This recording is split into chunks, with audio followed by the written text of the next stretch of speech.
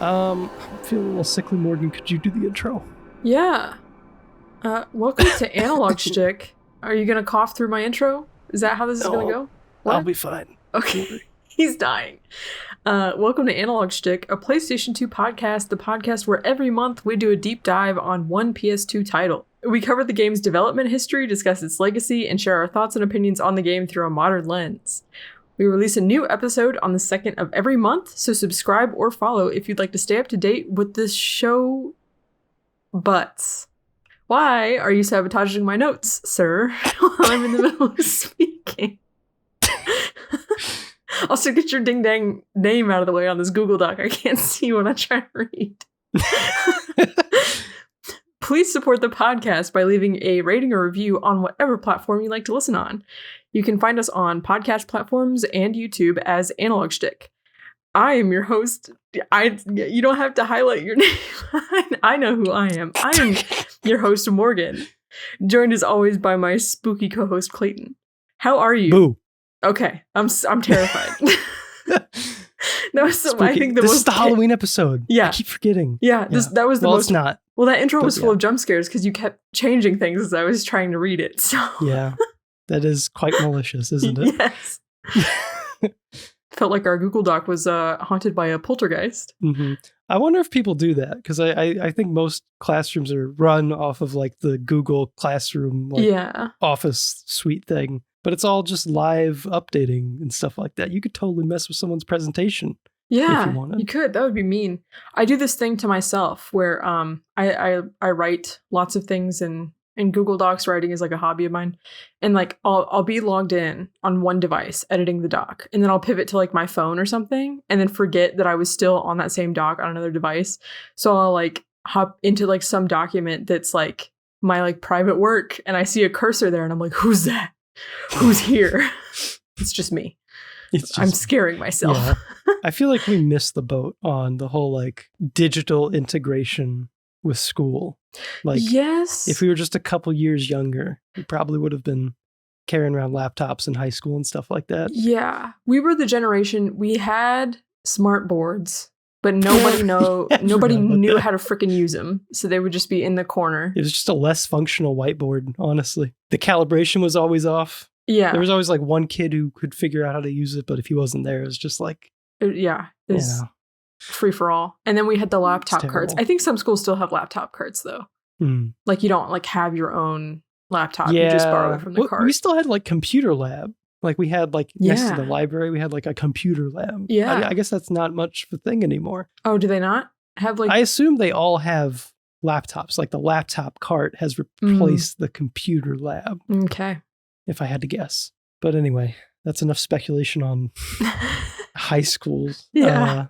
Let's get into the housekeeping. So originally I was gonna garner all feedback from the audience and just kind of like, I was thinking bonus episode at first, but now I'm thinking, let's just stitch a few in at the beginning of each show. Okay. Grab a few pieces of feedback, a few comments. I also found out you can comment on Spotify. That's like a thing I forgot about. I think that was fairly recent, wasn't it? Yeah, it's like I think within the last year or something. There's like comments and polls, but it's weird. It's not like a normal comment section. I logged into like our Spotify podcast account thing, and I had to publish them. Like I had to approve them, basically. Oh, which is weird. Interesting. So I went on and approved like a handful of them that were just kind of sitting there. Okay. I don't know. Yeah, I don't even know how to leave a comment on a Spotify episode. So these people are much more technologically advanced. It was under the Q&A section, wasn't it? Yeah, that's right. Like it's not a comment section, it's a Q&A section. It's right, like, because yes. I remember I went through and I changed like the default prompt. I think it's like by default it's like, what did you think of the episode? I changed it to, what do you think of the game or something like that. So I did one poll. There was a total of 8 votes. I don't even know if I know how to vote on a poll either. So these are 8 very technologically advanced viewers we have. Okay. It was Jedi or Sith, I think, for the Battlefront episode. And they tied. It was a split. Yeah. Got some good boys and bad boys in our audience. Perfectly balanced. As all things should be, just like this podcast. Well, that's the Thanos quote, not a Star Wars quote, but whatever. Oh. Oops. Anyway. Yeah. let's get into, I picked one comment from Spotify just because I thought it was so novel that there were comments on Spotify. Yeah. We have a comment from Emily. I don't know if last names make sense. It's in a public platform. I don't really care. Emily, great episode. This is one of my favorite games. Well, I should probably say this is on the Sly Cooper episode. I was going to say, what game is she talking about? Yeah. Great episode. This was one of my favorite games growing up, and I still love the character. Us too. Yeah. What a coincidence. Absolutely. Yeah. Thank you for listening, Emily. We have an email from Harvey, aka Pizza Hotline, making retro-inspired tunes out there on the YouTubes. He says, "Hey," with 2 Y's. I assume that's a British thing. I'm a big fan of the podcast. I listen to a lot of gaming pods, and yours is one of my favorites with a U. Oh, that is the British spelling. Yes. Yeah. Whenever I copy and pasted it in here, I did a screenshot, but initially I copy and pasted it in here. Google Docs was very mad at me for the spelling of favorites, so you might want to look into that, Harvey. I love how you don't just choose the obvious titles in the PS2 library. You review some of the lesser-known ones as well, even some of the stinkers. Love that. You guys have superb chemistry and aren't afraid to record long episodes. God, absolutely. Yeah. I mean, we don't have a life. We'll waste so much of your time. Don't worry. So I'd like to recommend one of my favorite PS2 games for you guys, Psychonauts. I completely forgot this was a PS2 game. I got to be honest. I thought it was an Xbox exclusive, but I guess it wasn't. I don't know. I associate it so closely with the Xbox. Mm-hmm. But yeah. He says, I played this in 2022 and I really loved it.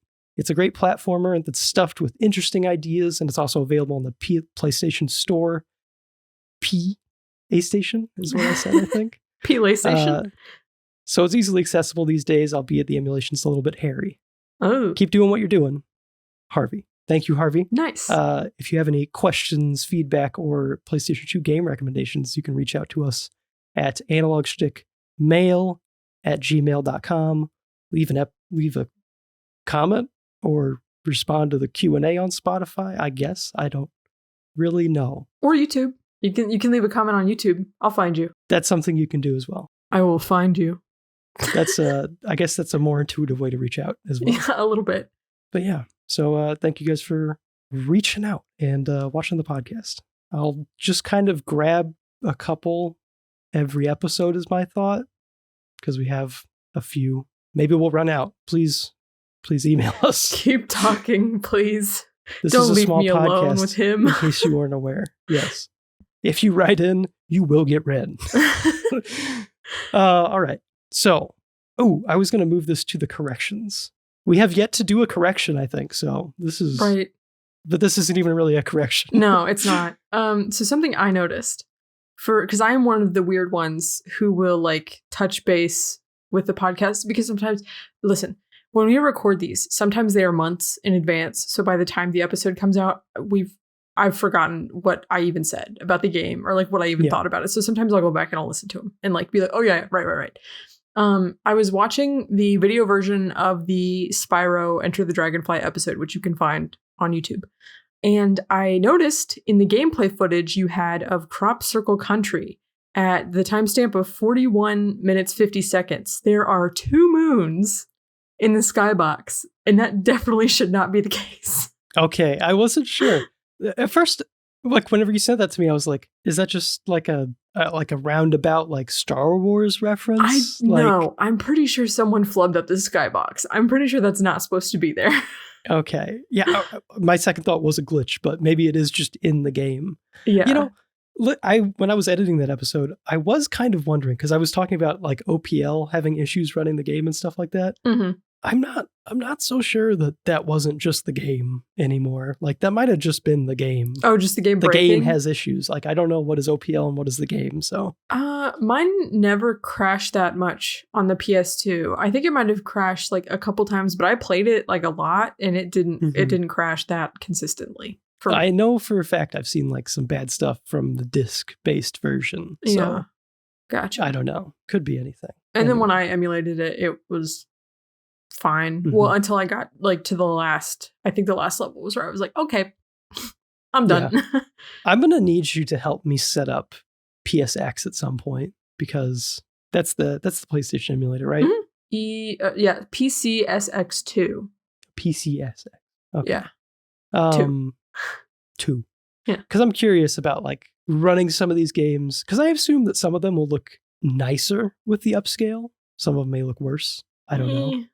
Yeah. I've seen some footage and sometimes I'm like, that looks pretty dang good. So I'm just curious. I haven't had to do it yet. I've stuck to the PS2 for the most part. Except for Sly Cooper, I think was the only game I played on a PS3. Ah, gotcha. But yeah, I cut the opening topic because we have enough random bullshit to discuss every episode. Right. If we ever have a future opening topic that we have to discuss, it can go in the random bullshit section. We got to touch base with Naruto briefly. Basically touching base saying there's not much to touch base on. I put it down for the time being. So yeah, that's I made it to Shippuden. I watched the first few episodes. I don't know what happened. Got distracted. I think it was partially because I was on your Crunchyroll account and I could only watch the sub. Yes. Which means that I had to be much more intentional about watching it. I couldn't just watch it in the background. Yeah, you have to pay attention. Yeah. So I kind of just I've left it hanging a little bit. I'll make it back eventually. I also think it's probably best that I just kind of, it's such a long series. It's a lot to get through. Yeah, I can just leave it for a little bit. I'll make it back. I did start diving into the manga though. Right, which is something you've done to me as well. I mean, you didn't make me read the manga, but I mean, I didn't make you. You knocked down the first domino on this. Okay, domino. yeah, that's true. But yeah, I'm reading the fucking manga now like a I don't know what's become of me, but I'm going to blame you for getting me started on Naruto. Alrighty. I read the first through 3 volumes on Naruto, which is the same story as what's in the anime, basically. It just cuts out all of the filler and stuff like that. I kind of enjoy how fast-paced it is compared to the anime, where it's like... Yeah, the flashbacks. Yeah, you're cutting out like a majority of the flashbacks. There's still some flashbacks, but it's just... You don't spend like 3 episodes on a fight. It's just like 3 chapters. You can just kind of blaze through that at your own pace. I think it's almost preferable, because one of my big issues with the anime format was like the poor pacing and the amount of time they'd spend on fights and just getting everyone's reaction to everything. Well, it's funny that you were like, oh, your influence made me purchase the manga and get into reading manga. Because you purchasing the manga and starting to read the manga made me go and order. I think it's like the official... It's cyclical. Yeah, the official fan guide, maybe. And then like the character data book for Naruto. Yeah. So I have like a book, and it's like packed full of like lore and stuff about like the setting, which is cool. And then the character data book has like everyone's stats and abilities and like their strengths and their favorite strength food. Rating of 500. Yeah, and their favorite food, which I thought was so cute. Yeah. I think I saw Naruto cook. I don't know if it was a cookbook or if I just saw a video. I don't know. I saw something about the ramen that they eat, and I was very interested. That little swirly, I don't even know what that thing is. It's like fish cake, I think. Ooh. The swirly thing is called a Naruto. What? Yeah. You know what his name means? His name means fish cake whirlpool. Like, and is there a deeper meaning behind Rasengan for that reason? Like, I think that's just like spiral ball or something. Because he's spinning around in water. I mean, he's a fish whirlpool. He's spinning around this ball of water. Is that not okay? Yeah. Okay. Anyway. And then Kakashi's name, Kakashi Hatake, is Scarecrow Farm Field. That's his name. Okay. Sasuke's is like Sasuke Uchiha. The Uchiha name is derived from the word for like fan, because that's like their clan symbol. So his name means something like helper fanboy or something, like, well, not fanboy, but like helper fanboy. Yeah, helper handheld fan. Okay, interesting. Sakura Haruno. I think that might be Cherry Blossom Springtime. That's fine. I could be wrong. It's something like that. That's like something. That's like I don't know. Like that would inspire a name today. That's a normal inspiration for a name, I feel like. Yeah. Not fish whirlpool. Fish cake whirlpool. Yeah. Yeah. And I think the last stupid one that I'm fairly aware of, like off the top of my head, I think Hinata Hyuga. I'm pretty sure that means something like sun it's either sunshine sunflower or sunflower sunshine or something like that. Like, okay. Yeah. Or sunflower where the sun shines or something like, oh, okay. I get it. Sun. Yeah. So have you read any manga before? Like, is that something? Because Morgan, Yes. I mean, we've expressed your artistic capabilities on the show before, as well as your writing passion. Yes. It feels like something you should be interested in is like comics and manga and stuff, but I don't know if you are. It's like interested in like reading? Yeah. It's kind of I don't know, because I don't know. I actually the first manga and the only other manga that I own is the Kingdom Hearts has a manga. Okay. Like a couple. I think we've discussed this. I remember now. Yeah, I think there's like a handful of volumes per game.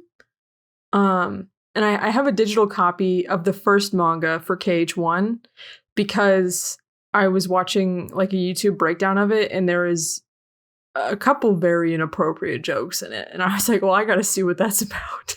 So really? I went and bought a digital copy. And then I have the first volume of the KH2 manga, which I got from a Scholastic book order form when I was a kid. So yeah. Is this like this isn't retellings of the events in the game, right? No, it is like new stuff. Oh, okay. No, it is, except it makes it like more fun. Like it's more like cartoony. Oh, they're delightful. I love them, actually. That's nice. Yeah. I feel like I don't know. I've noticed there's a surprising amount of like there's like some surprising adaptations with manga. Like I found a red and blue Pokemon. There's like a whole series based off the games and stuff. Oh, cool. And I read the first one, and it just kind of like the TV show, if the TV show was more closely based off the game, I guess. Yeah. So it's like going through the beats of the game, like all of the story beats, like going into Lavender Town with the goggles. And it's like you have Gary, who's blue, and the rival. Well, that's cool. Yeah. It's it was neat. There was a period, so I got an e-reader to do all this because I've been reading The Walking Dead, which is kind of what spurred this on. Oh, so was it my fault? Kind of. Okay. A little bit. But I don't read very much, but I was really enjoying reading the Walking Dead comics, and I was like, maybe I would enjoy just like manga as well. So I didn't want to because they're so long running, I did not want to physically own like 70 volumes of like Naruto, for example. Like that was overwhelming. So I got an e-reader. Yeah, it's also such a financial because like it's like $8 a volume, right? Approximately. It's a little cheaper digitally. They're like $5, and there's also like I don't know. I've been able to find like some series through very legal means for a legal amount of money. Right. On the topic of manga and anime, do you remember when we were in college, we were like, they should make an anime of the Bible? Yes. And I still think this, and I think about it frequently. Okay. Did you have anything to? No. I was going to say. I thought you were about to tell me there is one. No. Unfortunately, no. I don't know of that. I'm sure there is some manga out there that covers at least part of the Bible. There has to be. Like that. I am willing to bet on. I just think it would be really cool to have an extremely gruesome depiction of the Bible. That's basically all I want. I mean, there's brutal stuff in the Bible. I know. A lot of people act like it's not there, but it is. I'm excited about a lot of aspects of that being created and released, like the controversy surrounding it, the churches that are like, this is too violent. Jesus would never. Why is Jesus so shredded? Why is Jesus he screaming? has like a 20-pack, and he's just like, I don't know. He's about to unleash the wrath of God on somebody. I don't know. Glowing like a Super Saiyan on the cross, screaming. What is that about? That's not biblical. It would be so funny. Be so funny. And I feel like Japan, the prime candidates to create something like this, because they don't respect this holy scripture in the same way America does. Yeah, to them it's just like a fascinating, like, oh, look at this other country's mythology. That's fun. Exactly. Let's play in that space. And that's fine. Like, I'm not upset about it. But that being said, there is an anime that is about, I believe, Jesus and I'm going to mess this up because I'm uneducated. Jesus and the Buddha. It's an anime about Jesus and the Buddha just like chilling. Interesting. It's slice of life, just chilling, hanging out, getting into shenanigans with each other, I think. I would like to watch that. What is the prevailing religion in Japan? Do you know? Yes. Let me Google it to make sure I don't mispronounce it. I'll cut it together to make you sound more confident in the final edit. You know why I know what it is? And this is terrible. This is terrible to admit to. I was making my Naruto original character and I wanted to look up. We are disgraceful human beings. We are just. I want to play in that space. Okay. And so I was looking up because the red gateways in Japan. And they're called Torii gates. Or called Torii. Yeah. Mm-hmm. And so in Naruto, some of the characters have a summon that is a gate that like looks like that. So I was doing research into that because I was like, well, maybe I want my ninja gal to be able to summon a gate. And I was like, oh, this has to do with like religious symbolism. Oops, maybe I should be a little bit careful with that.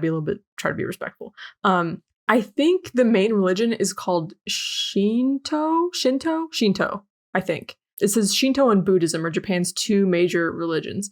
But I tried to do some like research into Shinto, and it's so different from our like Western concept of like gods and the idea of like divinity. It's really hard to explain because it doesn't like directly translate into like how we understand things. But basically it's like there are spiritual forces that can like inhabit certain places, and that's what they build the shrines for, is to invite these things to like inhabit that. And you can like pray to them to like influence your life in like whatever beneficial way you need, but you know, they don't have like this like big obligation like the Christian God does to like necessarily help you. I don't know, it seems it's not monotheistic. And I don't know if right. A lot of them, there's like a few popular ones that are like named, but I don't know if most of them are even like recognized widely. I don't know. It's a whole different thing than what I've grown up with. I took a class that was like exploring the world's, I don't know what it was, in college. It was like a elective. It was like required. I don't know what it was. It was just like meeting some weird requirement, so I had to take it. But it was like world religions or something like that, like an introductory class, just kind of broadly covering the different religions throughout the world. Because obviously we both grew up in a like Christian setting, and I was not really familiar with almost any other religion besides like Western religions, like Judaism and Muslim beliefs. They kind of intersect with Christianity. I mean, Judaism, obviously. Well, we share some cultural roots. Yeah. There, or like those ideas do. I'm not saying weird to learn about Jewish people, but sorry. Yeah. It was weird to learn about a religion that was just completely detached from that whole idea and stuff like that. It was also really weird to learn about religions that were not evangelical, like didn't emphasize creating disciples and stuff like because I kind of viewed that as such a fundamental part of any religion based off my experience with Christianity. That it was weird that there were other religions where like you didn't necessarily need to like convert people. Right. Which was, I don't know. Yeah, that was weird. But anyway, this is a Rule of Rose podcast. Any exciting plans for the new house that you guys bought? This is a big deal. I mean, you guys are moving into your first home. Yeah. What do you mean by plans? I'm going to live in it. Are you going to have a sweet gaming room? Oh. Are you going to have, is there anything fun that you're planning on doing? There is a wide open area in the basement that my husband is wanting to furnish as soon as possible because it has like a big projector screen down there. It's an old projector. Like we're probably gonna have to replace the projector, but he's like, totally. We gotta get a giant couch to go down there because it has to go with the projector. I'm like, we should probably worry about the upstairs first, where we're actually gonna be like living the whole time. But okay. Maybe we'll get there. Wasn't it tile flooring at the basement too? Yes. Okay. Is there any like major renovation that you plan on doing? No. Okay. No. Not touching Just gonna that. live with it. Yeah, just living with it. It's fine the way it is. I'll get a big really rug if I want to cover it. Yeah. No, that's exactly. Yeah, we plan to probably get like a maybe 2 to 3 area rugs, like one for the living room, one for the basement, maybe one for the dining area. But yeah, we have so much crap. I know. It's like, how do we have so much crap? It happens. It just happens. Man, like even in college, I felt like I accumulated stuff. Yeah. And it was so I moved so frequently in college, like basically every 6 months and stuff like that. Yeah. Like back and forth and all around. Right. So I was kind of nomadic, but now that I've been settled in one spot for too long, I'm scared. There's times where I'm like, I got to get rid of things now because I'm going to move eventually. Yeah. And there's like decisions I make, like buying an e-reader as opposed to buying 20 volumes of Naruto, where it's like, I got to prep for this. We have so many boxes full of books. I did not know we had this many books or how we ended up with so many. Like Sage has way more books than I thought he had. Yeah. Not that that's a bad thing, but just like, yeah. I think about that too. Anytime I'm like, I should start collecting PS2 games because I have a PlayStation 2 podcast. It's like, I don't want to move all this shit. No. We're digital. This is the all digital PlayStation 2, legally digital PlayStation 2. It's very interesting. It's actually all physical games. I lied. I own all physical games for what I play. Even Rule of Rose, which is like $700. And I borrow them from him. We have a little exchange program going on. Yes. To make that work. So yeah. But I agree. Any other fun, like you gonna set up a garden? You gonna do something outside? You want to do like paint any rooms or something even? We are painting. Some of the walls are beige. And if you don't know, according to the interior design people I know, beige is not in anymore. Now gray is what's trending. Oh yeah, I totally agree with that. I'm a big fan of like grayscale in general. Yeah. I'm pro getting rid of the beige. Yeah, so we are going to cover up. There's the living room and the main hallway is beige. I think everything else, well, the basement's also beige, but that's not really a priority right now. But yeah, everything else is fine. And is going to stay as is. Wasn't one of the rooms like a workout room or something? That was the basement. There was workout equipment in the basement. Did they leave that? No, I don't think they will. Okay, I some stuff ends up getting left when people move, it might. So. Yeah. I don't know. The last time we drove by, their grill was still in the backyard, and we were like, oh, did we get a grill? You're going to leave that behind? Yeah, I mean, to be fair, most of the time, if they're leaving it behind, it's because it's either really big and nice or just junk. Like, we left your shitty grill. Yeah, I think when we moved, we left like a pool table, like when my parents moved for the first time, because it was just like, we cannot move this. No. So you get a pool table now. You're welcome. Yeah. The only other thing I can think of, and this is probably not going to be anytime soon. This is probably going to be like a next year thing. Give me some time to save. A hot tub in the backyard, I think. Hot tubs are I think I would like fantastic. A hot tub. Yeah. I don't know if you've ever experienced a winter hot tub session. But I haven't. It is a unique experience. I have, but the hot tub was like indoors. Yeah. My mom's house. I mean the outdoor. Yeah, no. Yeah. Never outdoors. It's I assume most people think it's unpleasant. It is just like you're in a hot tub normally. It's not cold. It's not weird at all. There's just snow on your head and you feel nothing. Like okay. It's fun. That's feels nice. like a very Russian thing to do. Yeah. But yeah, I don't know. I'm excited for it. I don't know. Anytime I go to like Cora and George's place, I'm just so jealous that they could put a hole in the wall if they wanted to. I know. It's so liberating. I'm so excited. Oh my gosh, you could change the door if you wanted. Yeah. I'm so jealous. I'm going to move in and I'm going to start putting dents in all the walls. Just because I can. Yeah. Punch and drywall. Yeah. That sounds great. Yeah. So, I mean, you guys aren't moving in with the intention of moving out. Like, this is not like a stopgap. Or are you, like, could this be a permanent spot? You guys have kids, they stay there? I don't think, it's not our forever home. You know how some people are like, some people, move into a house and they're like, this is it. This has all the features we want. This is like a good, like, starter house. Like, how I'm seeing it going is, like, we'll probably have our first kid in this house. And then at some point when that kid is a little older, we'll probably look for something bigger.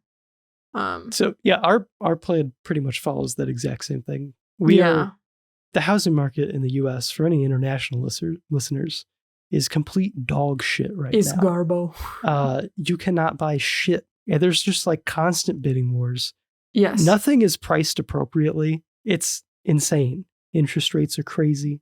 It's not good right now. And if you go and like look at a house, and if you're like, this seems like a pretty big decision, maybe I should like sleep on it. Maybe I should think on it for a little while. Gone. That's not allowed. You can't do that. Someone wasn't sleeping on it and they took it from you. Yeah, you have to go, like make your decision like basically day of, which I was like fuming about for the longest time until, and when you find the right one, then you're like, okay, I am comfortable with this. And then you can, moving forward doesn't feel so stressful, but. Yeah, I agree. Yeah.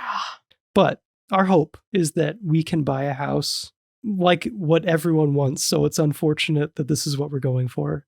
A small house in a nice neighborhood, because then we have a higher cap for resale, which is obviously going to be difficult to get. We do have a lot of resources between my family and Claire's family for improving, making renovations too. That's really helpful. Yeah. Our plan is to make money from the house if possible, like treat it not as someplace that we're going to stay. So not really make decisions based off of what we want, but instead what is going to net us a little bit of money so we can maybe have one kid there. And before that kid is like totally cognizant. Before they can put holes in the walls. Yeah. Before they're like too old, like, I don't know. I don't know what that age is, but move out into like maybe a permanent house. I don't really feel like playing the real estate game of just jumping from house to house. No. I'd like to stay somewhere. Yeah. Because I want to do dumb stuff. I want to make a bookshelf door. I want to make, like a slide for no reason that goes to the basement. I want to be insane. I want to do stupid shit that is not going to increase the resale value. You want to paint Naruto murals on the walls. I want to put up like a pull-up bar outside, or like a calisthenics little gym. Yeah. I want to do the like backyard how I want and stuff like that. But anyway, this is a PlayStation 2 podcast, so let's move on to I don't know. I'm going to keep this quick. Baldur's Gate. You should play it. It's like it is a lot of things that I know you would like. I don't know if there's any. What? I believe it. Oh, you believe it? Okay, I don't need to convince you. Yeah, I'm not going to argue. I was worried that you might have been turned off by like the fact that it's a CRPG and it's like slightly more in depth. Oh, but it's like you played Dragon Age. Yeah, which is kind of a CRPG as well. What's the C stand for? Computer. Oh, yeah, who cares? It doesn't really mean anything. It's like Japanese RPG, I guess. But okay. I mean, it like vaguely means something. I think generally a computer RPG means that it's really fucking complicated. But it's based off of D&D. Complicated role-playing game. A complicated role-playing, exactly. It's based off D&D, though, so you know the rules. Yeah. Like, it is D&D 5th edition. Okay, got it. It's just that. Like, you move, like, movement and everything, it's all turn-based, so it's not, like, super overwhelming. You can take your time with stuff. I love it. Fantastic. So much opportunity for role-playing. So many branching decisions. I'm talking like Donald Trump for some reason. Got my little okay signs going right now. It's the best decision-making game you've ever seen. Okay. These are the best decisions. The best decisions you can make are in this game. But yeah, there's just like so many fun things. Like you come up to a problem and it's like, I could solve this in so many different ways. It's very fun. But yeah, I don't need to convince you too much. This is a PlayStation 2 podcast. Tell me a little bit about Starfield, though. I'm curious. Starfield. Let's talk about it. I have one word to sum up my Starfield experience, and that is Todd. Overwhelming. Okay. Listen, I am used to playing. I love my crusty PS2 games. I love my crusty PS3 games. So when you plot me in a world that is next-gen graphics, I cannot see what the fuck is going on. I cannot see. My brain cannot parse the details on the screen. I am so lost. How many fucking pixels are on this screen? There's too many. I can't see. I'm like, what is this? A sandwich? I feel like I'm getting lost in the pores of this bread. I can't handle it. Why is this bread so porous? Why are there so many lighting filters on the screen? It hurts my eyeballs. God, I just wanted to go into the menu. Oh my God. Visually overwhelming for me. Mechanics all over the fucking place. There's so many mechanics. I feel like I barely understand. Like you have like your typical like inventory management. There's like a whole bunch of diseases and physically debilitating conditions they've added. There's starship fighting, there's starship repairing, there's starship building, there's outposts, there's like all this crap. So like if you like to like no life a game, it's probably a good game to do it with because you're gonna do a lot of things. The only thing that I did not like so much so far was the like when they're like, oh, you can explore any planet. Like you can just explore the planet and like look at like find like resources and like survey the planet, right? And you're like, okay. You just are like walking across like these flat barren plains. And sometimes there's a bush that you can tap A on. And if you tap A on enough bushes, then you know that bush is a bush. And then you move on to these funky little deer guys that are stomping around the woods. And if you scan enough of those, then you know that they're a funky little deer guy. And it's like, what am I doing? What am I doing? It kind of sounds like Mass Effect 1, yeah, it is. The rover missions. Yeah. Now, there are like locations you can find, and they're spread pretty far apart on these planets that are like, you know, fairly interesting dungeons. I don't have complaints about those, but the space in between is what's boring. Like, why am I spending hours of my life walking in this fake world when I could go outside and touch grass? And experience and identify squirrels. You could walk up to your own bushes. Yeah, I could walk up to my own bushes and learn the same amount of stuff. Yeah. Anyway. Yeah. That's a funky deer out there. Yeah. But there are populated settlements. There are like interesting NPCs and stuff. I just somehow found the most boring content first. I don't know what that says about me. But like my husband's out there like getting in like epic space battles and like has like the best ship in the game, and I'm out here like, whoa, I can't find the last bush. I'll tell you what, Sage does power game. If I know anyone that power games, I mean, Sage is always ahead of me at any game I'm trying to play. That's what he do. Yeah, it's like I'm like, here's me, I'm leaving the first island and you know Tears of the Kingdom, and he's like, I found all the deity armor and stuff like that. Here's a screenshot of my character right now. That's because he's metagaming, though. Like, he'll go and he'll be like, what's the most broken? Tell me what the most broken stuff is right now. And then he'll just go and get it. Yeah. Yeah. I don't do that. I like to bumble and fumble and grumble. Bumble, fumble, and grumble. Yes, all at the same time. That is this podcast as well. Sure. Okay, I got a quick tale. Okay. I got to spin you a quick tale about this float trip. This is the float trip that you denied to be a part of. And I got to say, correct decision you made there. Really? Okay. So, me and you, we are similar in that we are both very introverted. Oh, yes. Very introverted. But I think we both realize that there's just like this internal clock that goes on where it's like, you can't say no to everything. You know, it's like you get asked to do something. You're like, maybe not tonight. You know, maybe I can't go out tonight. You know, but you can't say no too often. Otherwise, you will end up without friends. Right. So this float trip came around, and I was like, I have to say yes, because it's time. It's time for me to get out of my house and do something. Do I want to stay in and play Baldur's Gate 3? Yes, that's a given, though. I need to go outside and experience the world or something. So we did a float trip in the. You probably know what river, right? Yeah. Not that one. Yes. No? The other one? Yeah, the other one. Okay. I think I know. Anyway. Further west. The Oh, I would not have guessed that. Okay. Bleep that out. Yeah. I knew you thought the Mississippi. Yeah, I was thinking Mississippi, and then I was like, the Missouri River? And then you said further west. I was like, where the fuck is the Missouri River? I don't know.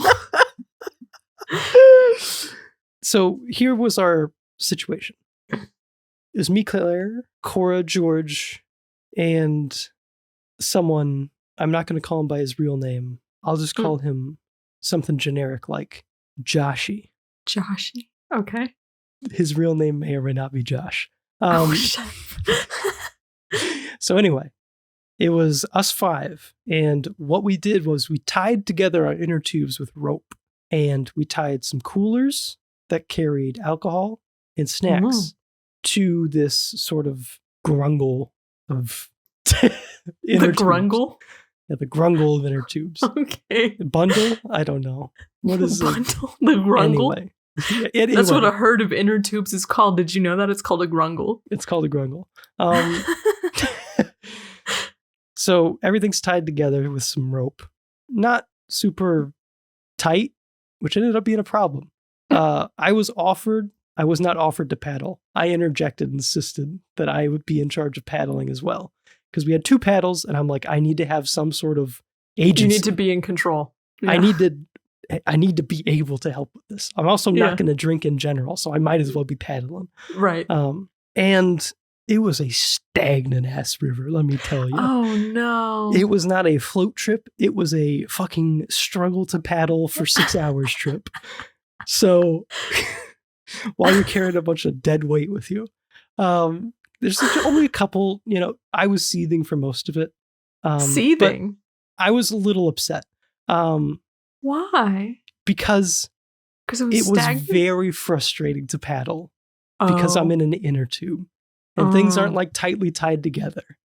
And there's a bunch of dead weight that is also very loud and drunk. Oh no. I don't care. It's fine. I had fun after the fact because it's funny that it happened.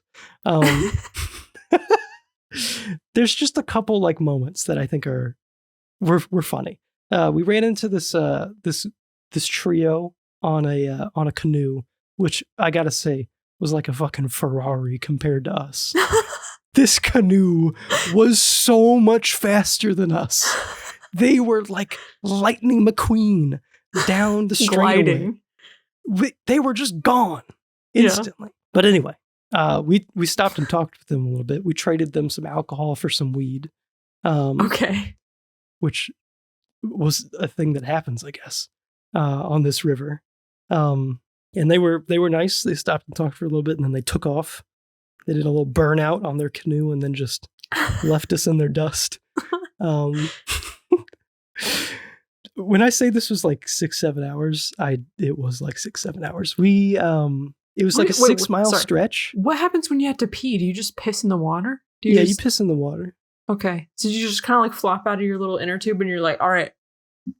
Okay. Yeah, and then you like hop back in. You could flop out. You could just, stick your butt down a little bit too. I mean, I can't. I pissed once. Okay. Thanks. And it was while we were, I'll get to this. So we had to take a little like breather about halfway through. Yeah. And reassess the situation because it was just, the grungle was getting too loose. Everything was flopping around and it was just like hell to paddle. Because it's like I would paddle forward, get yanked back a little bit. Paddle forward, get yanked back a little bit. Like that sounds frustrating. And we're all just in fucking bumper cars because it's an inner. So I'm just paddling, bumping off of Cora, paddling, just like bumping off everybody. It was very unproductive. So me and my proxy, the only other person who had the paddle and also was not drinking because they had to paddle, the only other sober person there was like, it was George. We're gonna reassess this situation. Okay. So we found a sand barge. We're like, okay, I'm gonna get out first, and I'm gonna let George get out. And I was like, okay, guys, because it's hard enough to get out of an inner tube when you're sober, and these people were gone. Okay. I'm like, okay, guys, stay calm. I'm gonna hold the inner tubes or whatever. George might help them out or whatever. Just so we can. Because we don't want them flopping around, getting swept up into it. This was the one part that had like a current, by the way. Oh my God. We don't want them, falling out, losing stuff and all that. Because there was some loose stuff. Because we had, the drinks and then like the one bag that had like all the stuff in it. So I'm like, okay, everybody stay calm. Cora, not to name names, Cora jostled something trying to get out. And then we lost the Mr. Beast Feastables, which was like the treat that everyone was very excited to try. No. So she screamed, not the Mr. Beast Feastables. And then she's very intoxicated, but a competent swimmer, and went after them. And I was a little worried, but I think it was fine. She's like, I gotta get the Mr. Beast Feastables. And I am trying to get everyone to stay calm. Please stay calm. Joshi and Claire, please stay calm. But Joshi, he hears that the Mr. Beast Feastables are gone. And he goes, what? And he like flips out of the inner tube. And for some reason, he was the most intoxicated by far, but also the person that we trusted with the bag of stuff that we needed to survive. No. So he flips out. He goes after the Mr. Beast Feastables. I see floating down the river the bag of all the stuff. No. All the keys, the phones. No. Everything we need. Oh so my I'm God. like, I gotta fucking get this bag. So I just, I left George with the inner tubes and I went after this bag. What was I got Claire? it. She was sitting down like a good girl. Was she being well behaved? Okay. She was being well behaved. Okay. She was also very intoxicated. Okay. I secured the bag before it got like too hairy. It was in the current a little bit, and it was going in a direction that could not be recovered. I grabbed it. The zipper was unzipped, and I'm like, please, for the love of fucking God, tell me the phone and the keys are in here. And they were, so it was fine. Okay. Yeah, that was my float trip. We made it back literally right before it got dark. Oh. Damn, okay. So do you want to go on another one? I think I'm good. Okay. I think I can say no next time. Maybe not that river, and maybe you don't have to paddle next time. I like here's the thing. The frustration came from the inner tube paddling. Okay. Like if we were in like a better sort of setup, it really would have been fine. Like I would have been perfectly content. But it was like the frustration of paddling that resulted in like 1/5 of the power that you would normally generate from a paddle. Mm-hmm. It was maybe you very needed more difficult. paddles. Maybe. Yeah. Maybe. See, part of the reason why I declined was that so you have already mentioned that we were both introverts, and you started talking about this timer, and I thought I knew which timer. There's multiple timers when you're an introvert. Well, maybe for everybody has multiple timers. Anyway, but you were mentioning that I have to say yes to something timer. There is also the energy to socialize has run out timer. And why I was like, I think I'm going to pass on this one is because if we're just like hanging out at like someone's house at any time, I can be like, oh, hey, my social battery is done. It's dead. I have to leave. Sorry. If we're stuck on a river together, tied in a grungle, you can't escape the grungle. You're stuck on that sucker. I'm going to cut myself loose from this grungle. I can't take it anymore. Right. Cut myself loose. I'm going on my own. Let me out of this grungle. Yeah, so that's why I was like, you know what? Sage and I are both introverted, and so we were like, just in case, just to play it safe this time, we're just going to say no. But I'm glad I went. I thought it was fun. Yeah. No, it sounds like, hearing your experience has actually made me kind of want to do it just to see if something stupid happens. Something stupid definitely happened. Yeah. Let me tell you.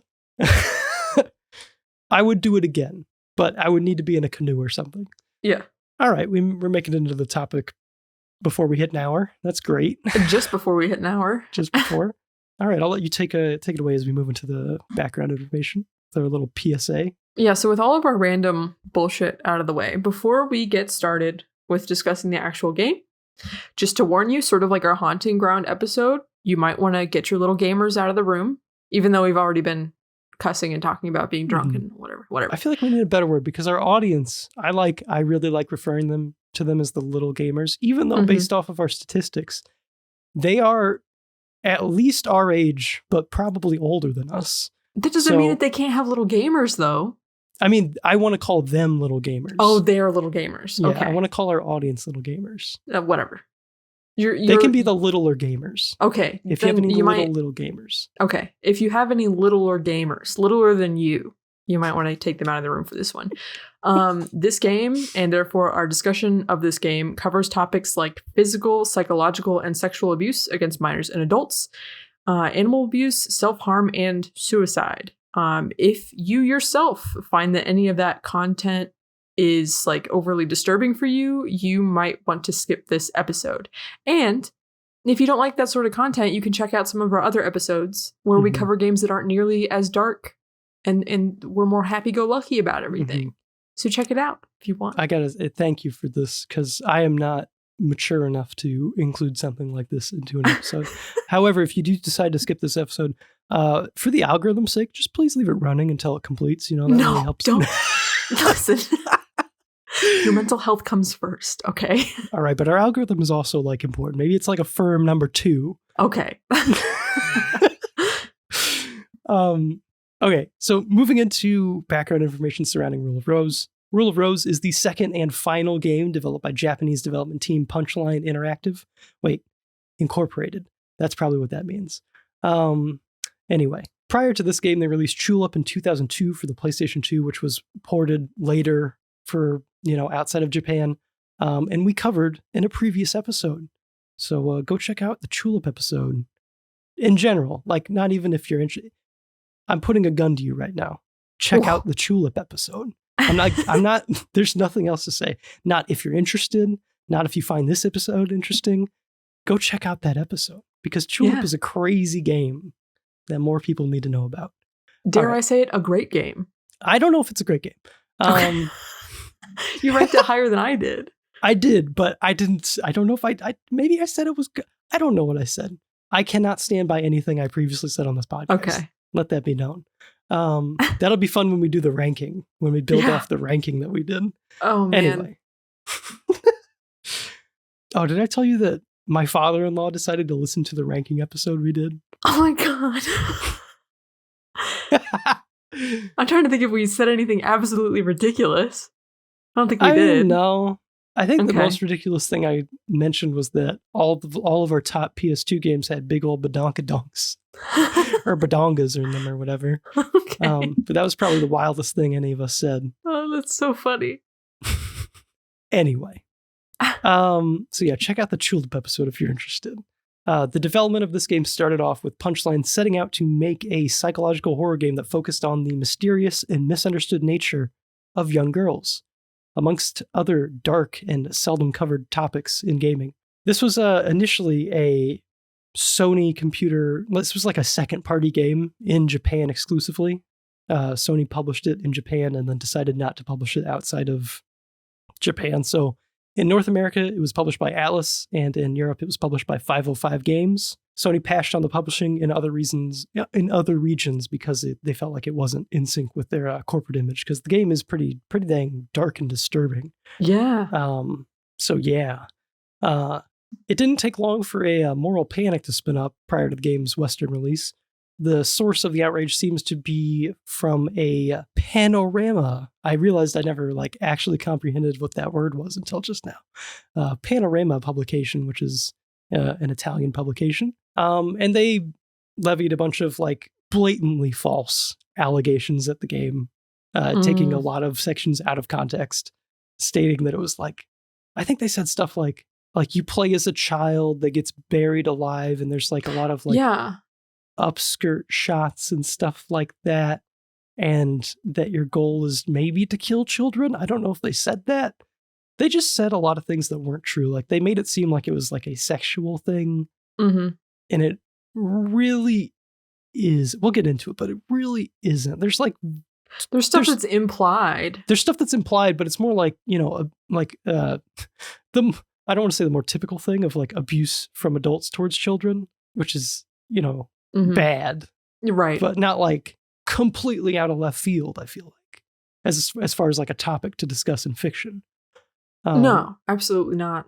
But anyway, a lot of blatantly false allegations that just set storm amongst the, politicians and stuff at the time in the European Union, ultimately led to the game getting canceled in the UK as well as Australia and New Zealand, which is a bummer. I don't think it was because it released in Europe, outside of that. I think it was a publisher decision to pull the UK launch on 505 Games' part. And I think that the distributor in Australia and New Zealand didn't want to be associated with it. So yeah, it's a controversial game. Received fairly mixed scores upon its release, currently sitting at a 59 on Metacritic, although it has a 87 user rating, so definitely much more well-received. Like after the fact, I guess, and pretty much everybody universally praised the story. There were some people who didn't like it, but the story was praised, the gameplay was criticized. That's basically every review. And that's probably what we're going to say as well. Yeah.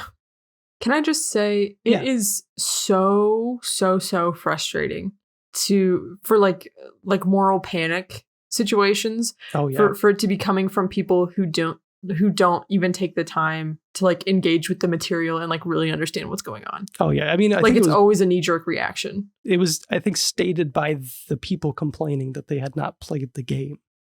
And it was like stated in a way that was like, you say that like it's not an issue. Like this is like, I'm like, this question is meant to be like, I gotcha. Right. Like, you haven't played the game, therefore you can't be discussing it. But they're like, yeah, I heard about it. Right. That's enough. It's so weird. Yeah, but that's nothing new. People do this still. I mean, right. Anyway, let's get into time we spent with the game, starting with our history with this game or series, or in this case, developer. Like I said before, we played Tulip. I did not know this game existed until Tulip. I knew the very general premise. Like I knew a couple things about it. I knew there was a dog. I knew it was based around like school children, basically, and it was a horror game. And that was basically it. What about you? I had watched like a long time ago. I had watched a video essay discussing it, but it was long enough ago where I forgot, like all the details about it. And I just knew that like the story and like the content were incredibly disturbing. And I know it was about like British school children, or not school children, they're orphans, but my perception was that they were school children. Yeah, me too. So in preparation for this episode, I played through the game up until like the second to last real chapter, I guess. There's like that bonus chapter for the true ending. So I played up to the point where you have to run around the entire orphanage and kill 2 of each enemy. I was not fucking prepared in any way. Like by that point, I had burned through all of my healing and I just couldn't do it. Yeah. And the entire time I was playing the game, there were multiple points where I almost quit. And the entire time I'm like, I don't know if I really need to be playing this. Like, we'll get into the gameplay a little bit later, but like, it's so nothing. It's like the same thing throughout the entire game. Bosses, standard enemies. It's just a lot of bullshit, and it's very tedious and unforgiving.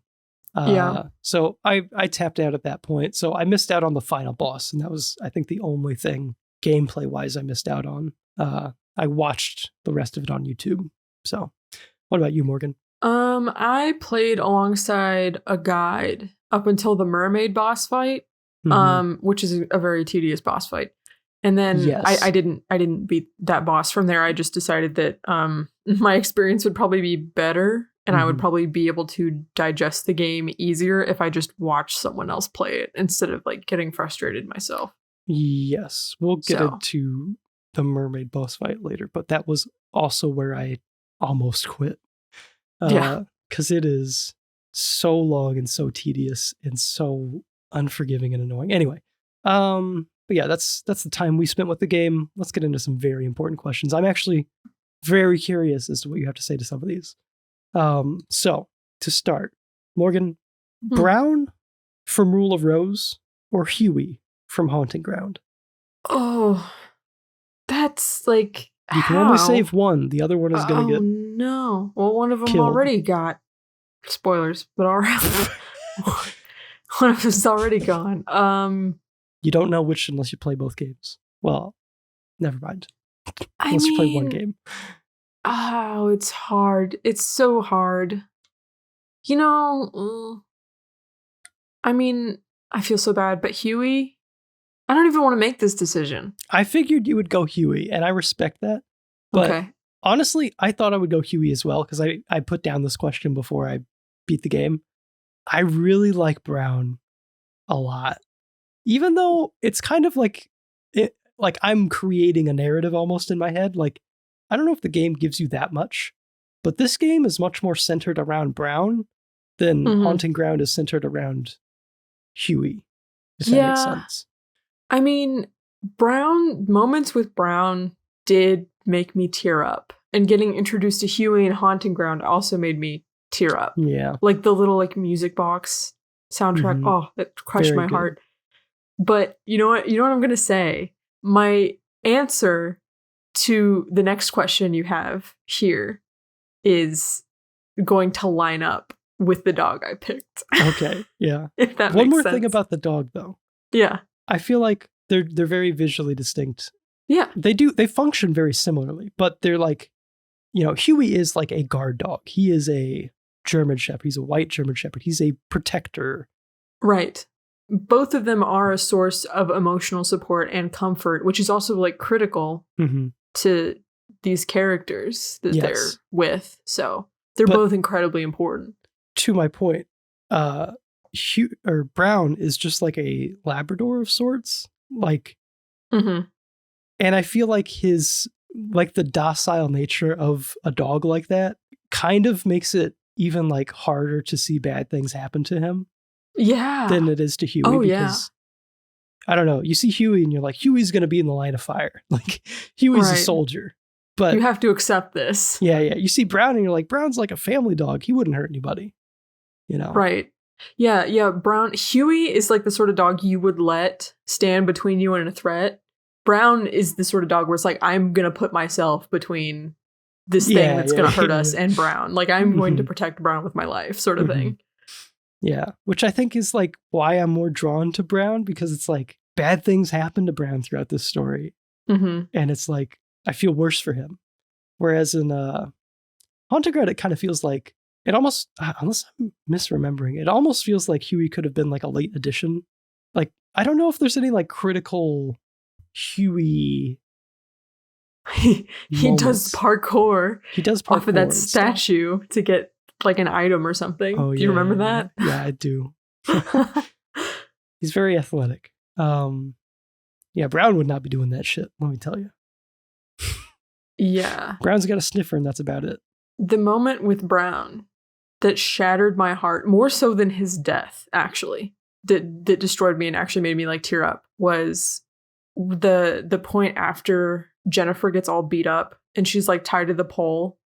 And she's asking Brown to help her, and he can't get up because he got beat up too. And so he like has to like lay there, and you have to call him multiple times before he can get up to help you. And I was like, right. Don't do this to me. Okay. My next question, very general, and there is a third answer. Fight or flight? Fight. Square up, bitch. Me too. I'm a fight. The few times that Claire has tried to scare me, I have noticed that I lean into it. I just like, as opposed to like backing off, it's like like, I don't know, like I'm I'm ready to attack almost. My instinct is my knee-jerk reaction is to scream in terror. Yeah. And then my heart starts to pound and I'm like, all right, let's go. I've noticed that I like do like a fight freeze thing. Where like you take one swipe and then stop. I don't know. Like, there's been moments where like something like, let's say something like there was like, okay, this isn't exactly how like this situation went down, but just for example, just to illustrate my point. When I was in college and stuff, we were doing things. We were setting up lights on a ladder. I noticed a little swaying with someone on the ladder. I took like 2 steps and stopped. But the situation was not like resolved. Like, it's not like I took 2 steps, noticed that everything was fine. And then I was like, okay, I can stop. It was like, I took 2 steps, stopped. And then it took a second and the situation was resolved. Like, I don't know if I really comprehended that everything was fine. I think I just went to do something and stopped. Like, I don't know. Anyway, we'll see. Nothing has there's been no danger that has befallen me that I've had to react in a fight or flight manner. But we'll see if I upset any of the Sonic fan base and they try to come get me. Then we might find out. Oh, hopefully not, right? We'll see. Okay. How many Sonic games do we have left to cover? You are so desperate. You are so desperate to get in a fight with those Sonic fans. Come at me. You're trying to egg them on every chance you get. I'm going to start a fight club with Sonic fans. Oh, no. I can take them. Maybe. Actually, maybe not. Maybe anyway. Morgan, speaking of taunting Sonic fans. Oh, no. I don't even know what this question is necessarily. That's what I was going to... The first time when I saw this question in your notes, I was like, what the fuck is this supposed to mean? What is this supposed to mean? What's this about? Physical bullying versus, I didn't even say or, psychological bullying. What, like, which I would like to receive? Like, what? I don't know. What do you mean? How do you want to take the question? I mean, I guess, like, which could I, like, endure better? Probably psychological. Really? Oh, yeah, I guess. Yeah, I don't want to get, you can call me like a little bitch 24/7. Let's imagine we're back in school. You think. Yeah. We're back in school, all right? Yeah. Would you rather have a bully who is like physically hurting you? Oh, no. Or psychologically hurting you? Okay, actually, hold on. I wouldn't call him a bully, but we had a friend in our friend group who did on multiple occasions kick me, punch me, and slam my hand in a locker. Not necessarily on purpose. I was just like roughhousing. I don't know how to describe it. Actually, no, wait. I had two friends that would roughhouse with me. One of them, we would beat each other up on the bus for fun. We've discussed Cynthia's behavior before on this podcast. Yes. And then the other one was Logan. Logan was who would, he would try his like karate moves on me. And I'm like, stop. Don't do that. I'm fragile. And then he was the one who like slammed my hand in the locker. Oh my God. And then I think I got really mad and I hit him because I was like, what the fuck, Logan? But that wasn't like, there was no like nothing malicious. It was just like stupid idiot roughhousing, right? Yeah. But I don't want someone to come at me with like the intent to physically hurt me, like a bully that way. No, thank you. Yeah. I don't know. I think for the most part, I'm more afraid of the psychological bullying. Like, as we'll get into in this game, like being purposely excluded and stuff like that. Like, that scares me more than someone trying to like punch me or something.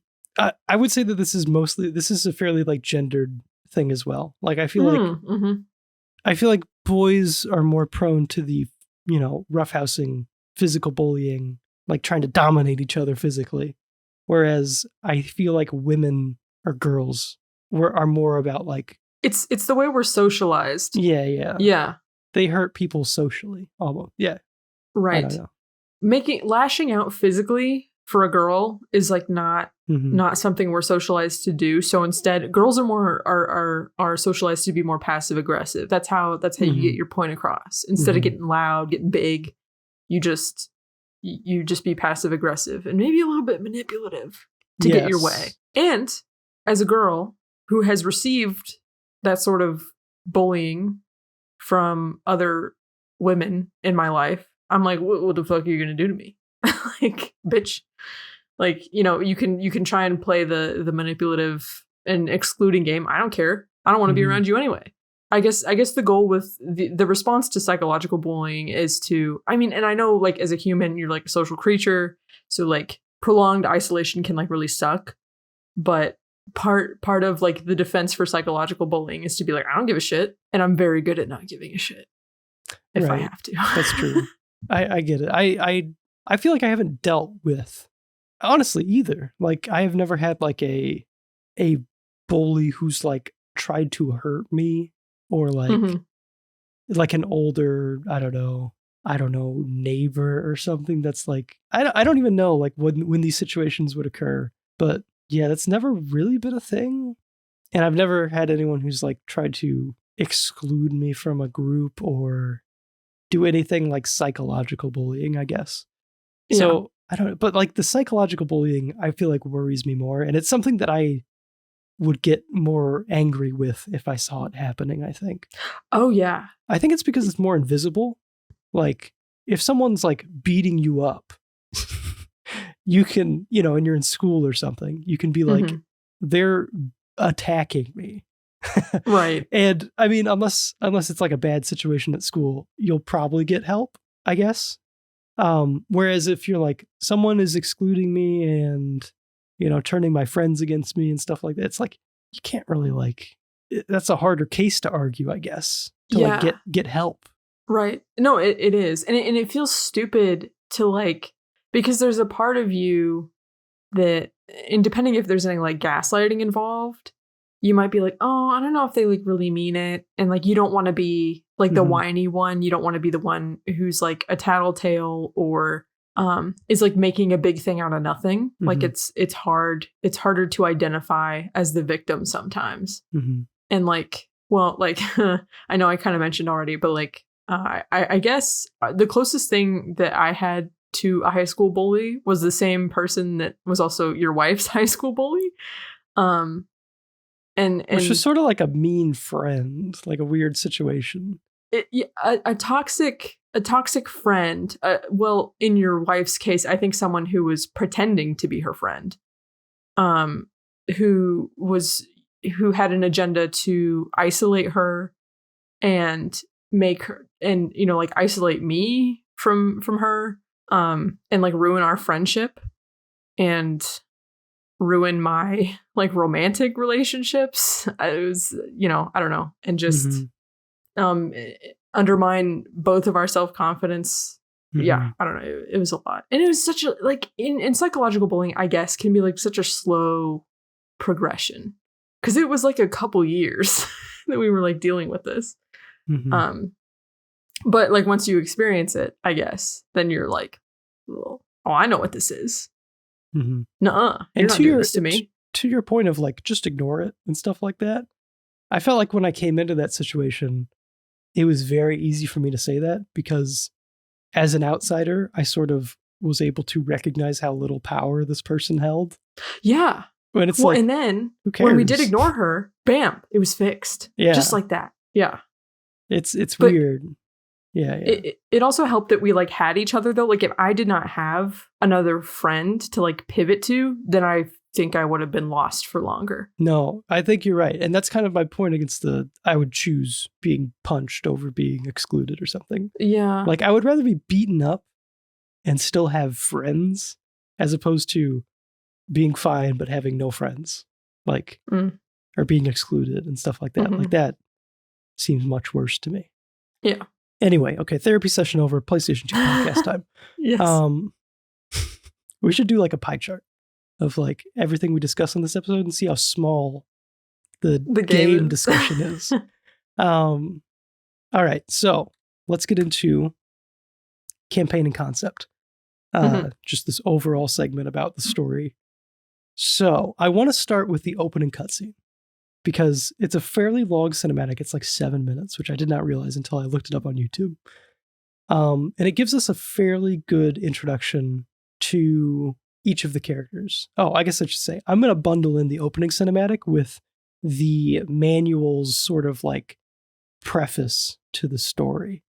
Because they have like a here's all the characters and stuff like that. Like, here's Jennifer. She likes dogs. Yeah. I don't know. But they give like a brief description on like the main essential characters. So in this opening cutscene, we get introduced to the people we're going to be talking about for the next hour and a half or whatever. Jennifer, our main character, and Brown, her dog companion. Diana, Meg, and Eleanor, who are like the leaders of the group of children that bully Jennifer throughout the story.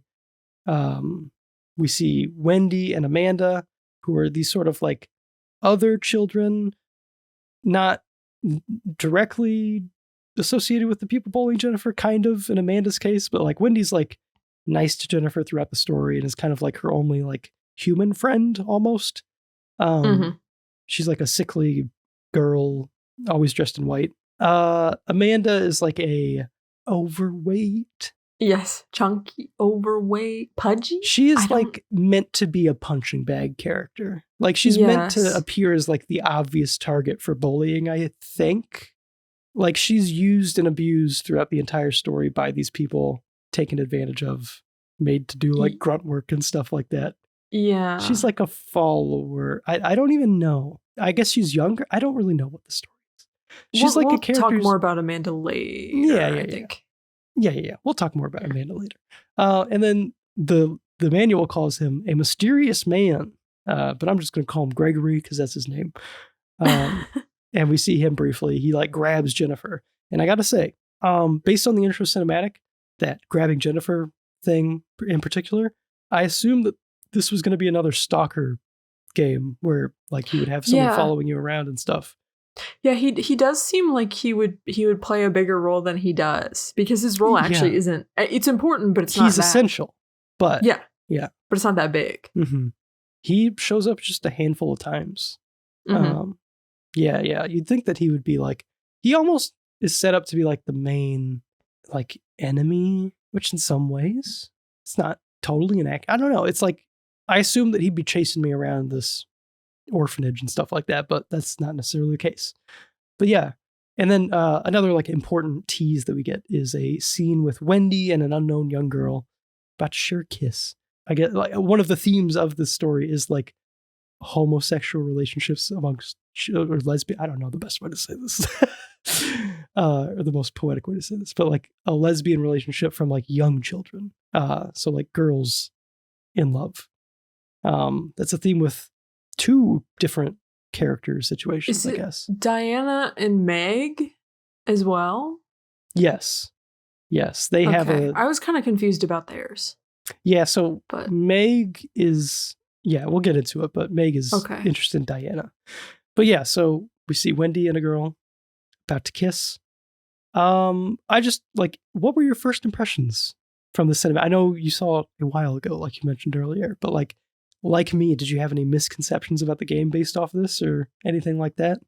No, I don't think I had any misconceptions because I remembered enough fragments from that video essay I watched a while ago to know like, it's mainly about the girls. Mm-hmm. Mm-hmm. I gotta say, it scared me shitless. I was not excited because there's like a montage of like abuse towards Jennifer. Of like rats getting shoved in her face and foots in her face and other insects in her face and just a bunch of nasty stuff happening. Yeah, I was not excited. I was watching it on like the other side of the room, trying to like ground myself in reality. Like I'm in my office right now and everything's fine. I want to do a thing that we don't normally do. We don't normally like in great detail discuss like beat for beat what happens in a game, story wise. But I want to do a recap of the story as it's presented in the game, and then do a like canonical, like the actual timeline of events. Right. Chronological. Yeah, like, because it's presented in a very like metaphorical, symbolic way. And it's out of order. It's disjointed. Yep. How do you want to go about this? Do you want to do every other? Sure. All right, I'll start. You might have to suffer through how I wrote some of these. Oh, it's okay. Try to do it very briefly. So the game's broken up into how many chapters? Less than 12 chapters. I think it's 11 chapters. Anyway, but each chapter is fairly self-contained and kind of just is like its own. It's like a little story that's meant to like, I guess, represent something that happened to Jennifer as a child.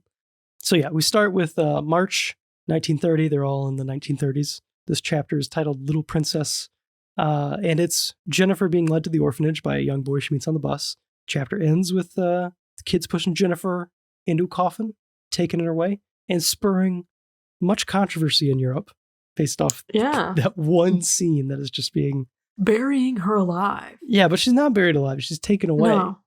And they dunked a bunch of water on her head. Yeah, they did that too. Yeah. It was creepy. Yeah. In April of 1930, we have the Unlucky Cloverfield chapter. Jennifer awakens on an airship and is tasked with finding a butterfly by the aristocrats of the Red Crayon. In the end, our butterfly is not accepted, and the aristocrats punish Jennifer by forcing Amanda to poke us with a rat tied to a stick. Yeah, that's, I guess that's...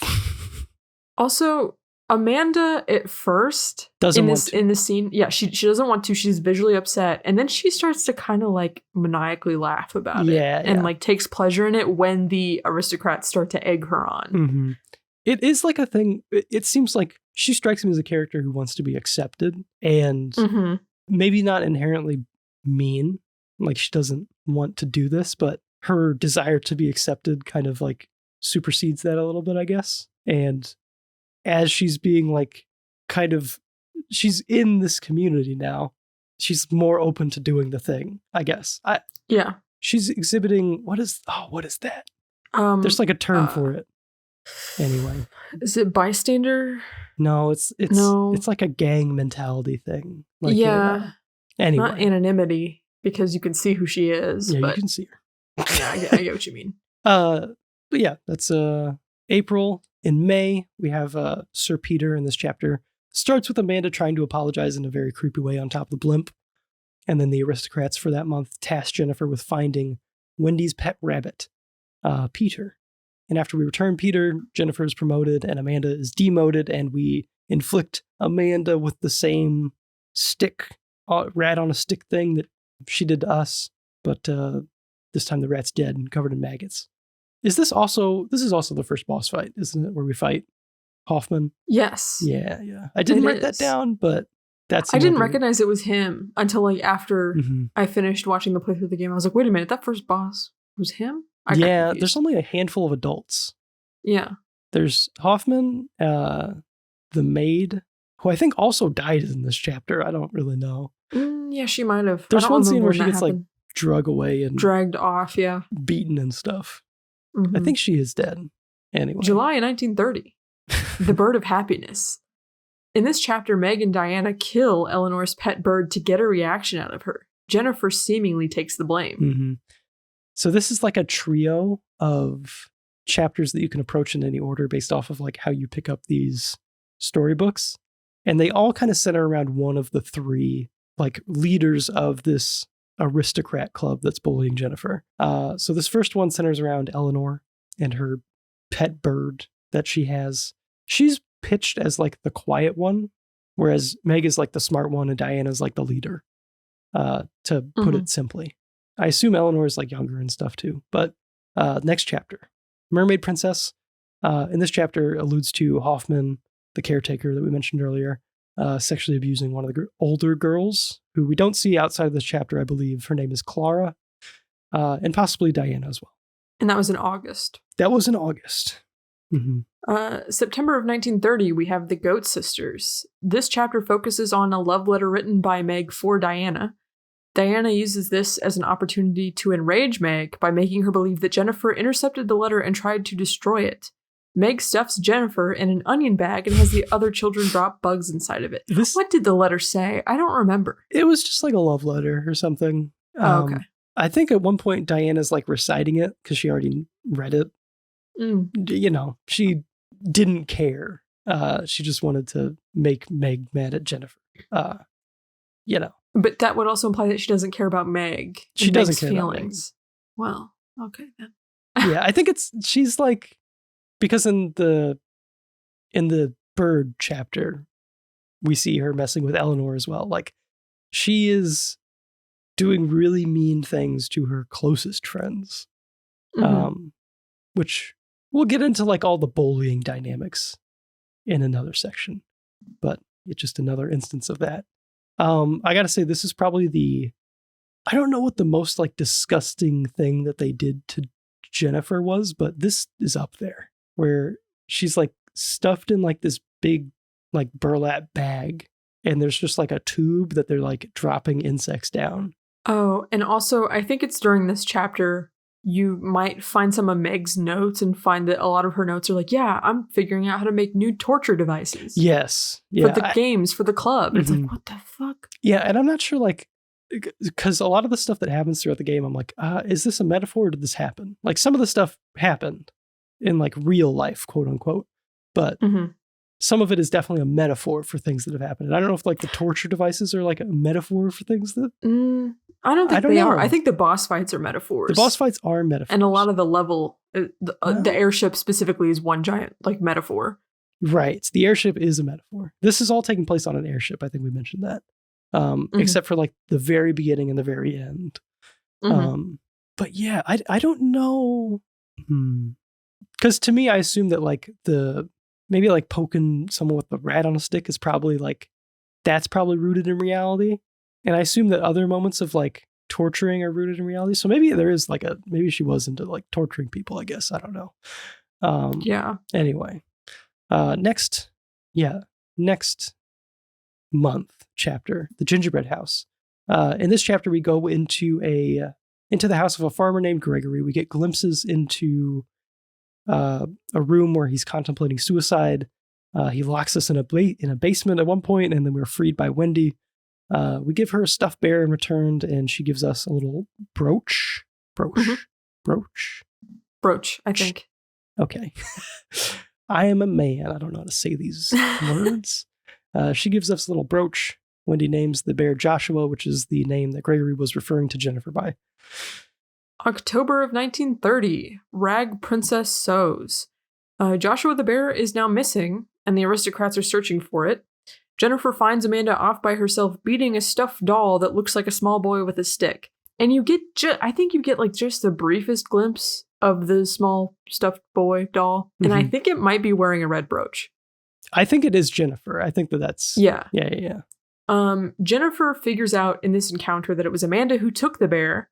Jennifer returns the bear and then is promptly accused of stealing it by Amanda and then is punished just based on Amanda's word, I guess. Yeah. So that's fun. I think this was one of the longest chapters, if I'm remembering it right. I think you're right. This one was a pain in the ass. Oh, in this one, I'll say it now because I forgot.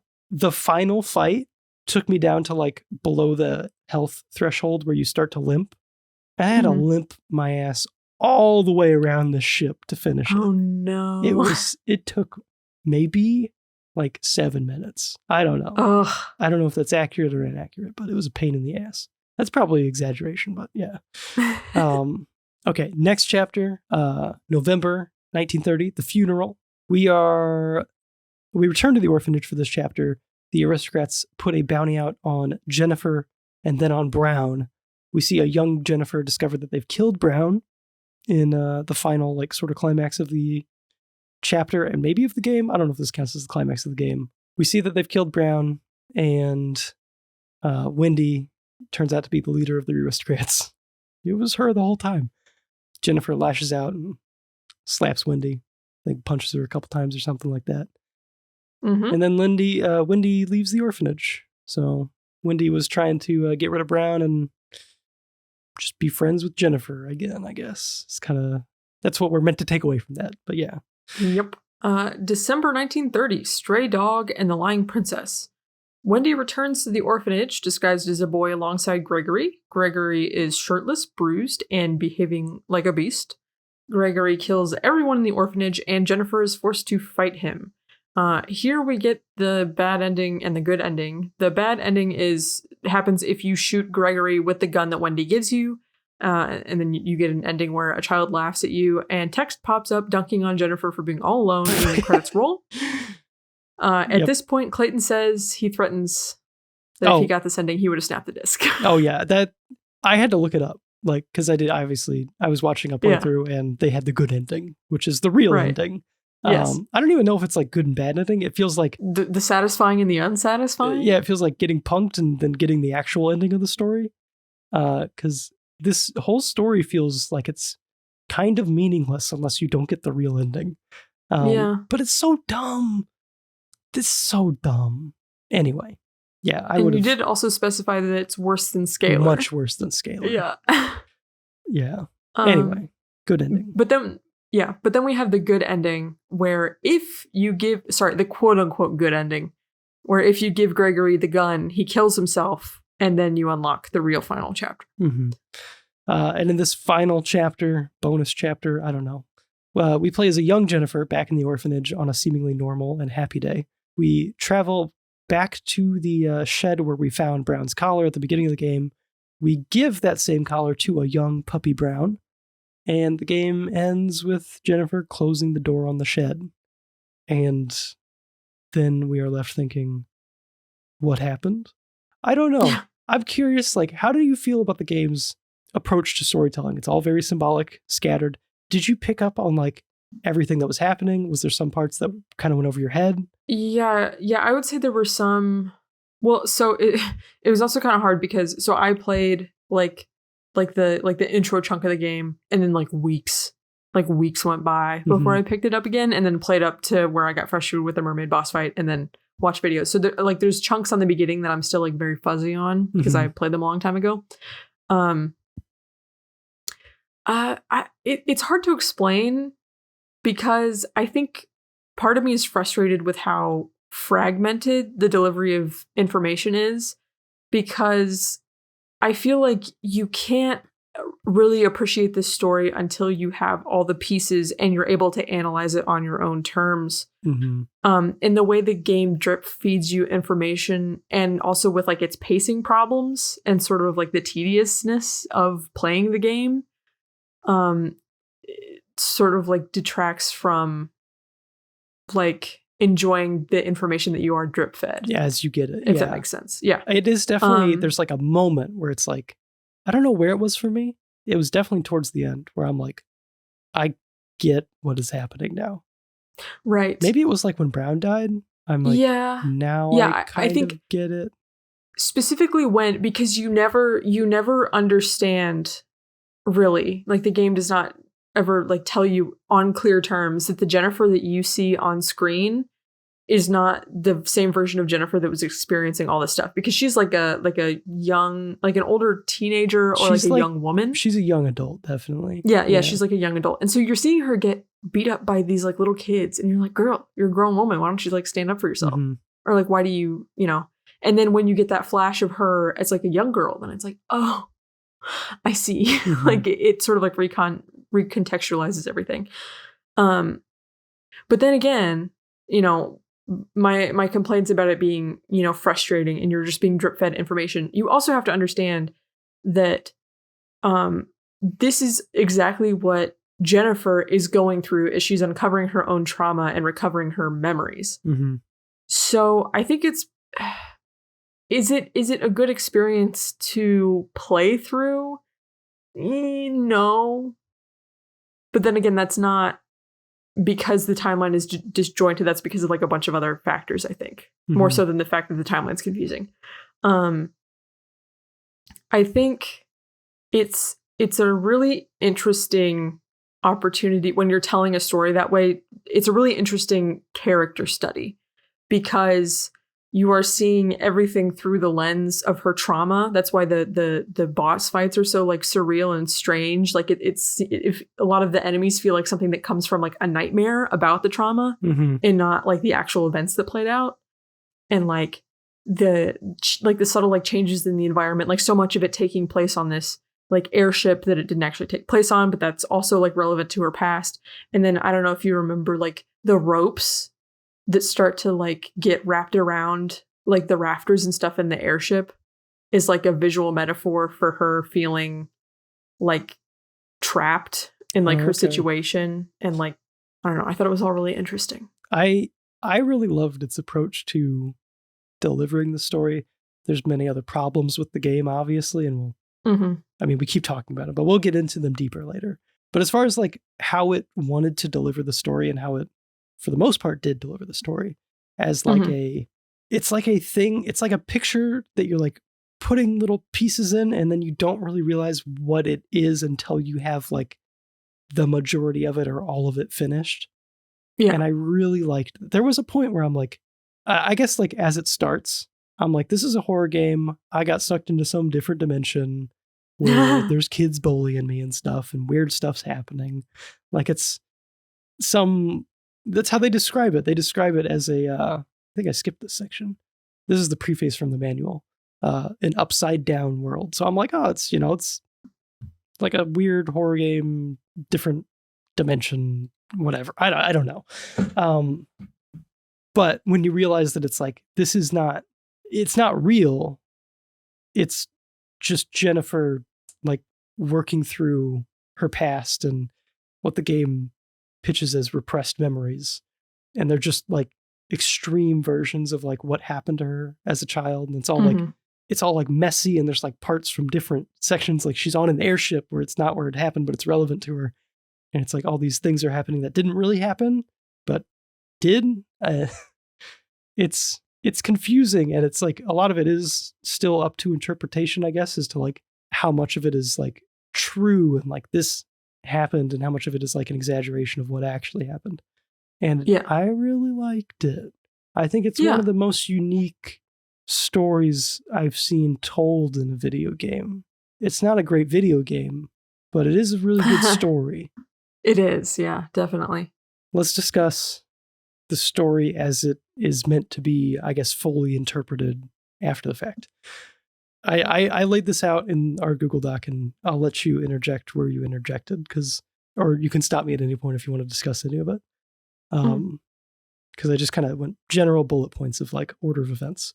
So Gregory, who is the mysterious man from the main game, Gregory's a poor farmer whose son Joshua has recently passed away. Jennifer is a young girl traveling with her parents on an airship that crashed near Gregory.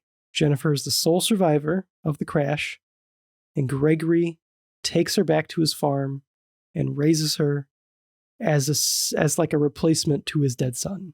And I think it's implied that it starts out a bit more like pure than it ends up being. Like it's genuinely like him trying to help like a young girl who survived a crash. But it, as we learn from the story, it turns into Gregory replacing his dead son with Jennifer by like referring to Jennifer as Joshua and forcing her to dress in Joshua's clothes. And during this time, Gregory is very depressed and suicidal and does things like lock Jennifer in her room in the basement and stuff like that. But one day, Wendy frees Jennifer and takes her back to the orphanage. And a love starts to blossom between Wendy and Jennifer. It may be a bit of a one-sided situation. I'm not sure exactly what is implied.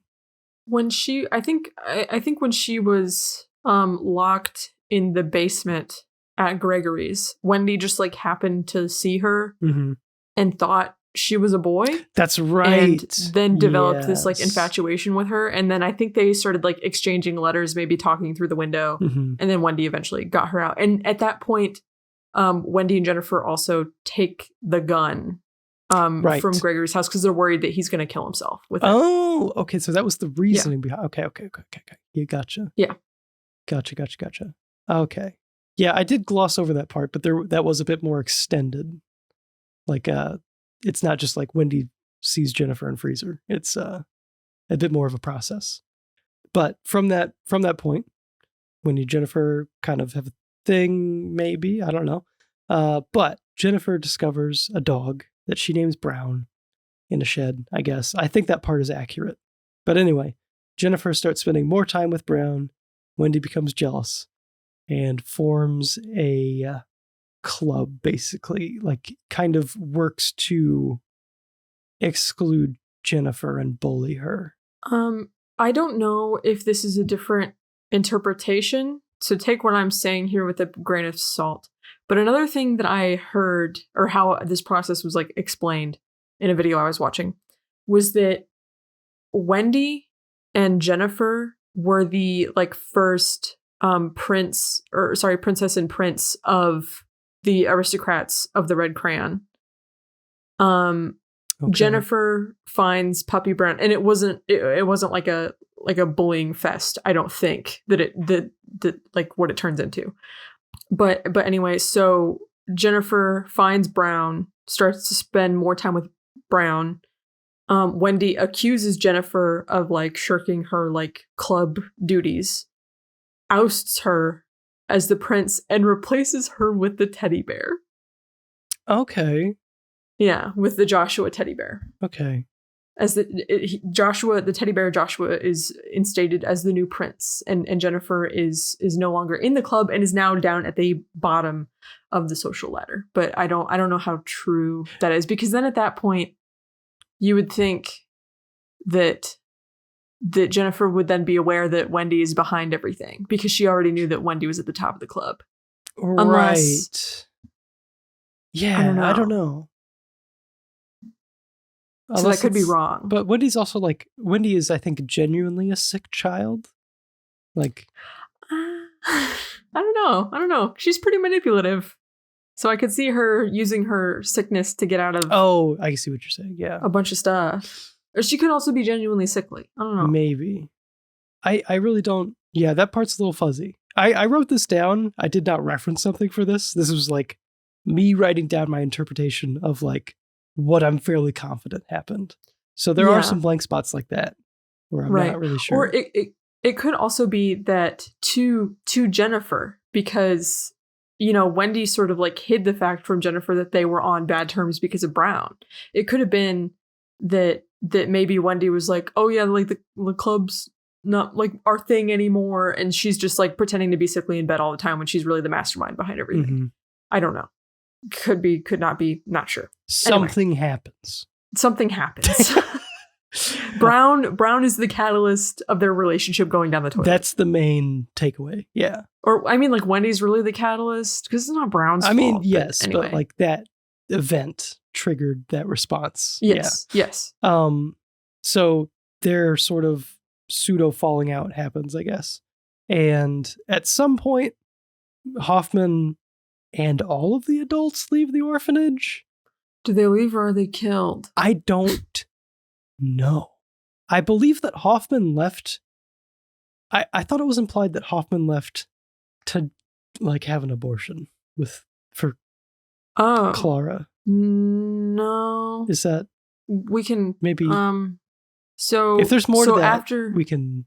Yeah. Okay. We'll talk about that whole thing like in the next chunk. We have a next stuff. Okay. Yeah. But I do think after the Hoffman boss fight, so the boss fight with Hoffman is you see him, he's like wrapped up with like rope, and he has his own like hand stuffed in his mouth and like can't like talk anymore. And it's like, and I think after that boss fight, the kids like drag him off, like drag his dead body away, and are like scrubbing up, it's like sweeping up the blood behind him, which makes me think that maybe the kids, because that's the same thing they were doing to the animals. So I was like, well, maybe the kids took it a step farther and killed Hoffman too. I really don't know. Because I don't know why all the adults would just like leave. Like, you don't just like leave an orphanage full of kids.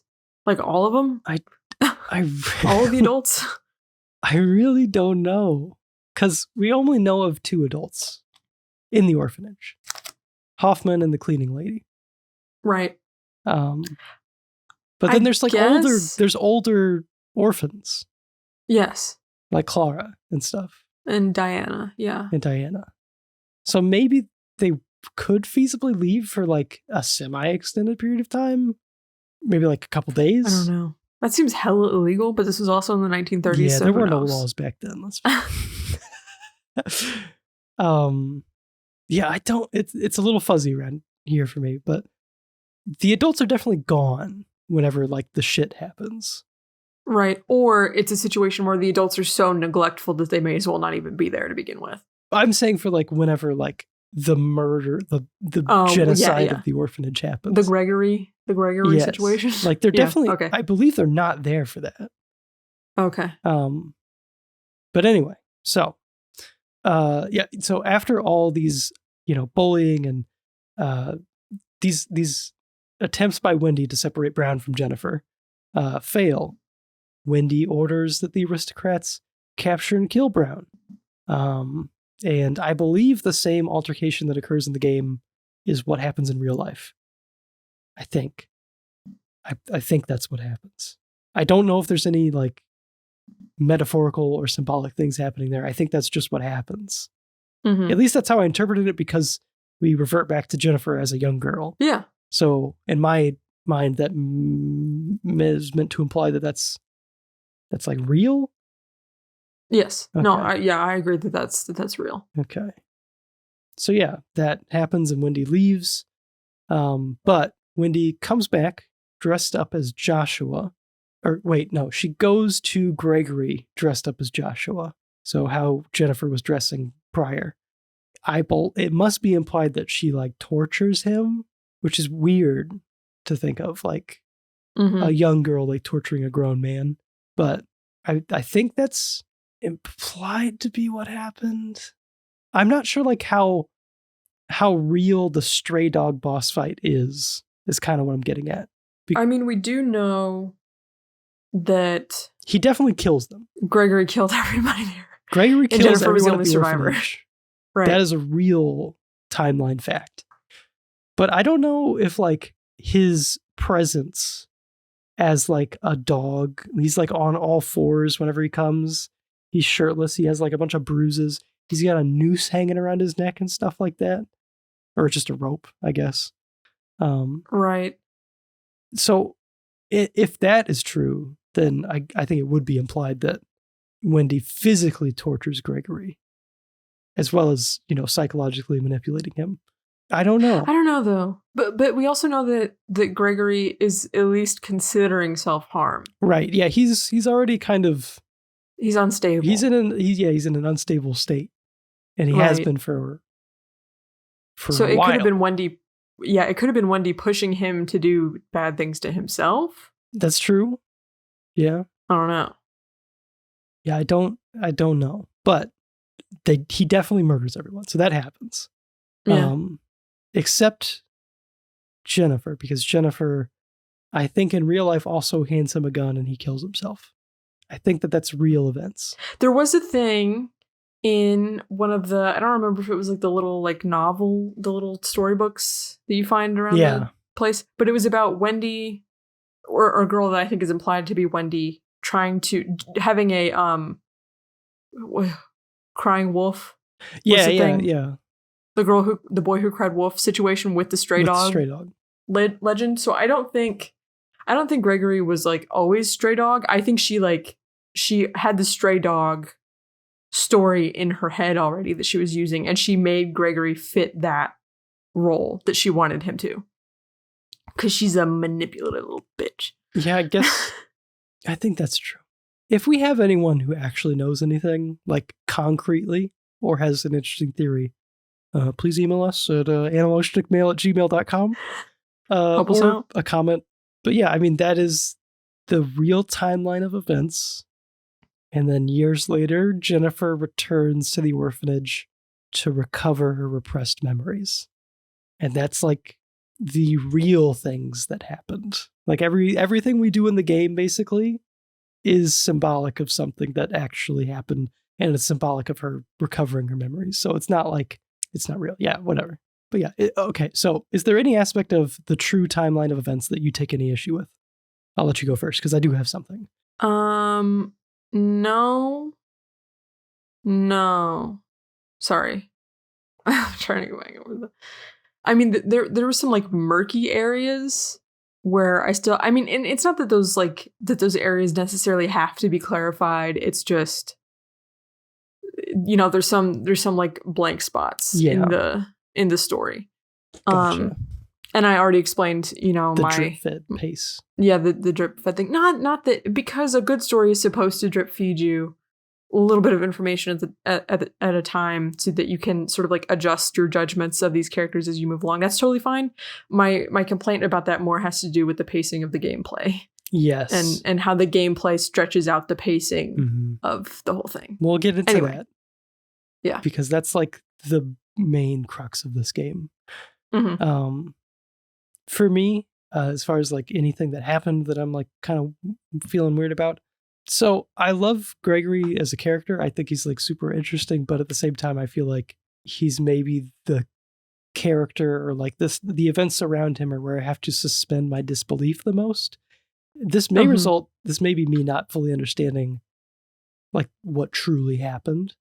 But particularly the stuff around like the stray dog ending, and like how he kills everyone at the orphanage. Like, I'm not sure if we don't like see enough of it, and that's why I'm not like into it, or I don't know. It's also everything up until that point where Wendy goes off and then brings him back has been so heavily centered around the orphanage.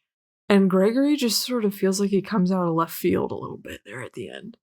Like that whole, I mean, like, yeah, it ties together with like closer to the beginning of Jennifer's story where that's like who she was with before she was at the orphanage. You know, like after she got traumatized from the airship crash and everything. But I think that the story would have felt more focused if the ending and like the climax, I guess, had been slapping Wendy in the face and the aristocrat club like falling apart. Because it's like what we really care about. I guess you're right. Like, I mean, that's what all the conflict is centered around is the club. And I guess you would have to like tune down the Gregory stuff in the earlier parts of the game as well. Yeah.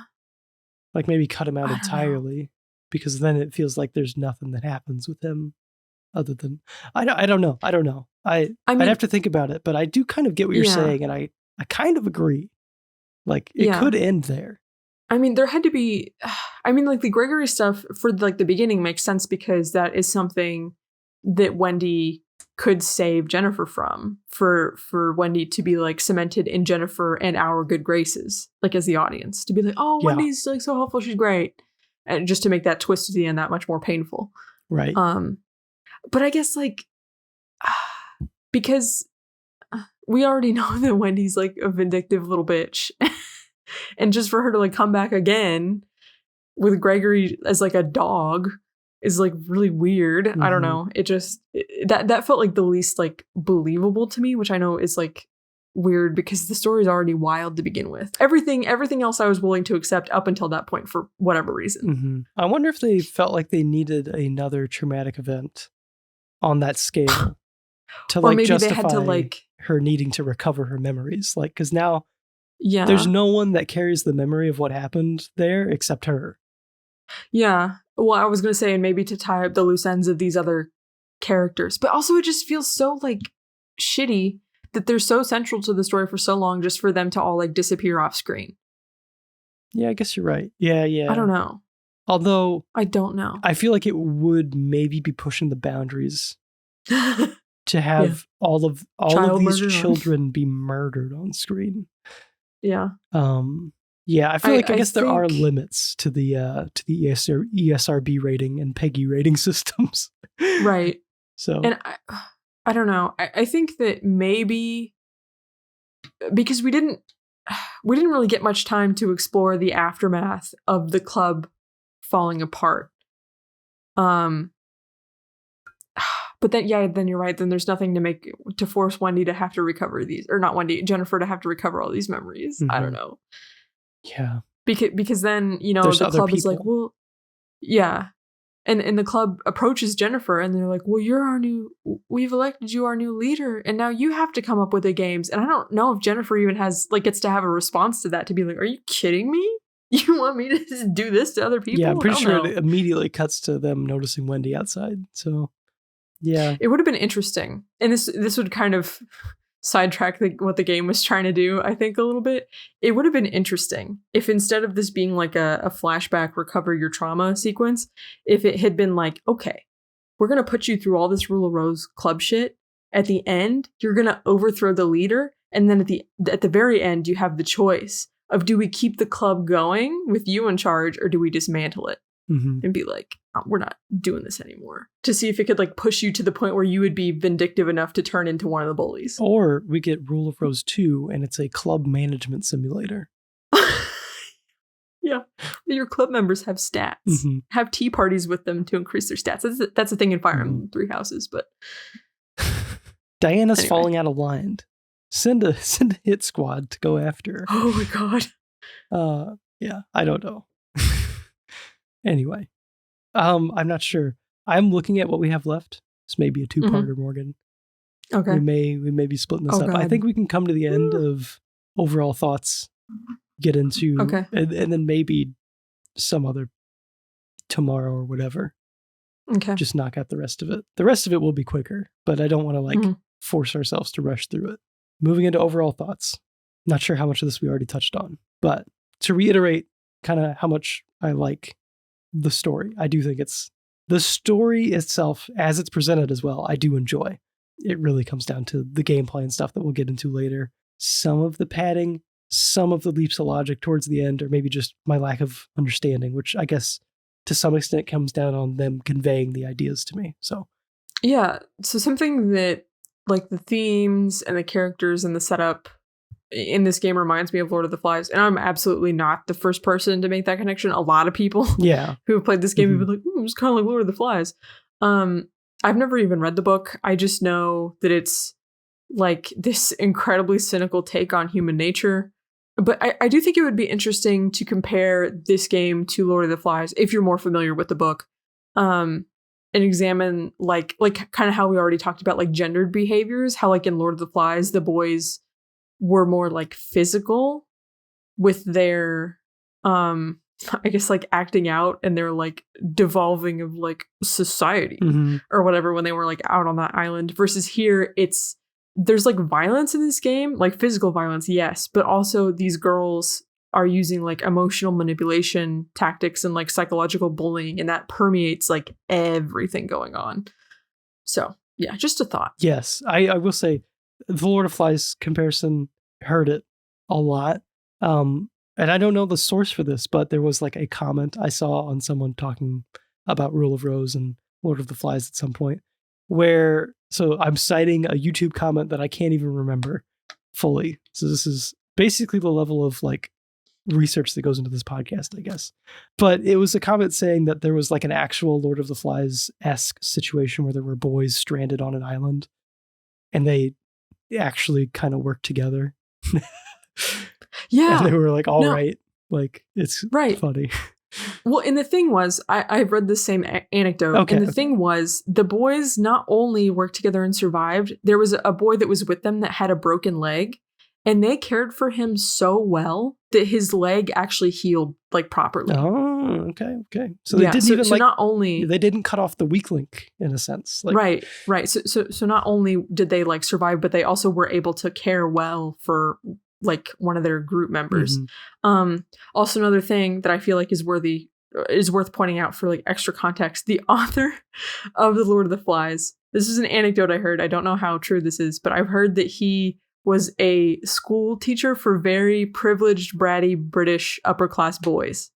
Interesting. So I think that influenced he's probably like, these little shits. Yeah. I'm going to put them in a situation and they're going to be the most evil little shits you can imagine. Yeah. What is, I wonder if there's like a severity of the situation where it's like, they're actually on an island and they have to like get their shit together to survive, that makes them like work together. And maybe like being in like a school setting or just like a normal like suburban life where everything is fine, that you don't act like a bratty little bitch.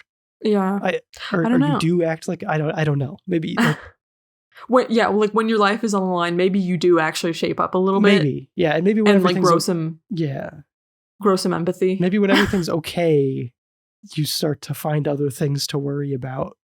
Maybe there's like a team dynamic. Like they needed each other. They were like a team. It was them against nature. So they were like, they were, it's easier to work together in that situation. Whereas when you don't have like, do you need like an antagonist in your life? And if you don't have one, you have to create it. I don't know. Yeah. Well, that's kind of what the boys did with the Lord of the Flies. Yes. Is the thing possessing the pig head or something. I read a synopsis to try to understand it. I don't really know what happened. I haven't read the book. Okay. Anyway, Lord of the Flies, definitely an apt comparison. Let's touch further on some of the very uncomfortable topics that this game brings up. So I'm very curious about how you feel about some of these, and I see that you've left a lot of red throughout this part. I haven't read anything yet, but I was particularly interested in girl bullying. This was this is like the main theme, I guess, of this entire game. And it's like such a weird, seldomly covered topic in video games, especially. I don't know about like other mediums of storytelling, but especially for this time, like this was not, I don't know like what the demographics of gaming were at this time, but I have to assume it was still heavily male dominated. in development as well as like player base. I don't know Mhm. like if there were like women present on the team. I tried to look into that a little bit, but I didn't like see anything. It seems like the creative directors and stuff, like the people up top, were men, which I'm not saying like you couldn't have a good take on like something you haven't experienced firsthand. I don't know. But yeah, I broke down the bullying into like a couple different characters because I feel like it touches on a couple different things. So let's start with just the general bullying towards Jennifer. What do you have to say on that? So when I like saw the slap scene, slapping Wendy scene, the line that hit me the hardest, I think, was when Jennifer says, "And I hate myself the very most for playing your games and not having the strength to stand up to you." Yeah. Because out of all of like I've only had, I know some people have it way worse than me, not even trying to go there, but I had, like the high school bully, and I had like a shitty romantic relationship, and overcoming, like both of those things, that the self-loathing afterwards was probably the hardest thing to overcome, because, and even to this day, like I still struggle with it. Like there's a part of me where it's like, why did I ever agree to be around this person? Why did I ever, be a doormat for them to walk all over me? Sort of like, I guess, like internalized victim blaming. Not saying that that's okay. Yeah. Don't victim blame, but like the like shame and the self-loathing of like, why wasn't I stronger? Why couldn't I just like get it right and like handle it like quote unquote correctly? But yeah, so that really like resonated with me a lot. It's almost like a different kind of cringe where like you're thinking back on your past behavior and just like really trying to drive it into your head that you're not going to do this again, maybe. Yeah. Well, and it's also not something that I would ever apply to somebody else. Like I would never look at somebody else who's been through like a bad relationship and be like, "Oh, why didn't you just do better?" Like it only applies to myself. Right. Right. So, but yeah, it's very difficult to let go of. I think Jennifer definitely gets the worst, I'd say, because it is like organized bullying towards one person to exclude them from basically everybody. Right. Well, and like, Amanda is also bullied, but then in a lot of situations, and not saying that justifies, anything that happens to Amanda by any means, but Amanda's word is still prioritized over Jennifer's word. Because when Amanda's like, "Oh yeah, she stole the teddy bear," everyone just goes with what Amanda says because that's what gives them the excuse to bully Jennifer, who is like their intended target. And that sucks. It almost feels like they're like the higher ups of the club are operating off of like a very loose set of rules that they can change at whim to do what they want. Oh yeah. So absolutely. It's all very arbitrary. It's almost like Amanda's word didn't matter. They just and it never was going to. Yeah. Like they probably knew what was happening the entire time. But yeah, I do think let's get more to Amanda. So we receive bullying from Amanda as well as we see bullying towards Amanda. And I think that's a pretty interesting.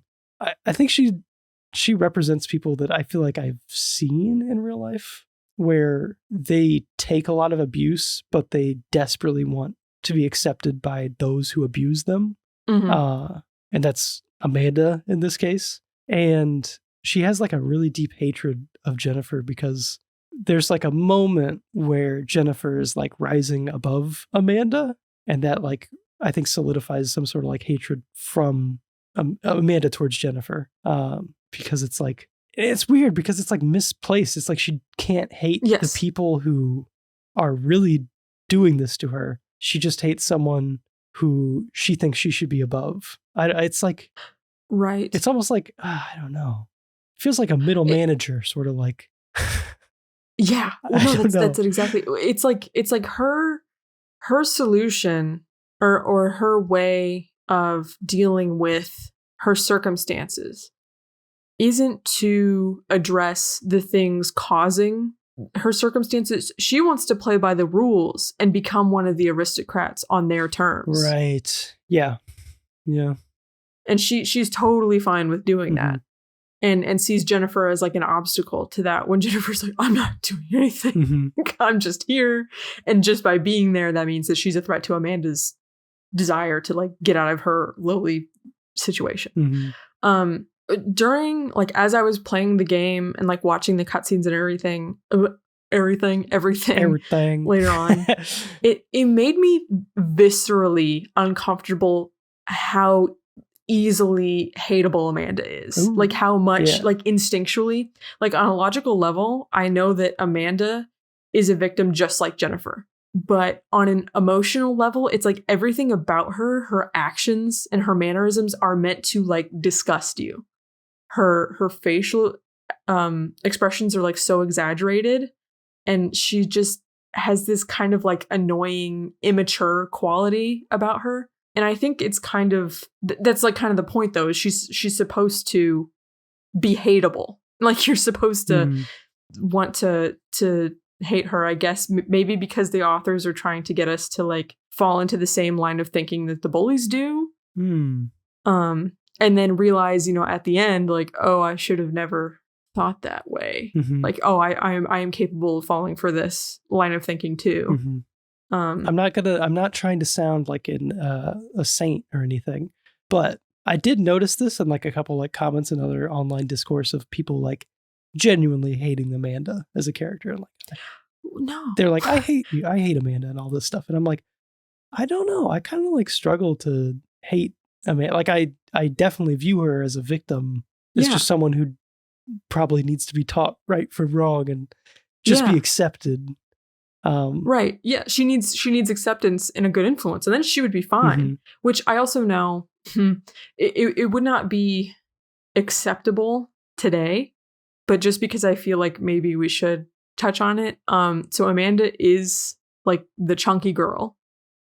And I think, and this is going to sound bad, this does not reflect my personal views or anything like that, but I think part of making her hateable is also making her like quote unquote like unappealing physically. You know what I mean? There was like a Dudley aspect going on where it felt like her physical appearance was really meant to be part of her character in a significant way. I don't know, or like meant to help us know how to feel about her or something.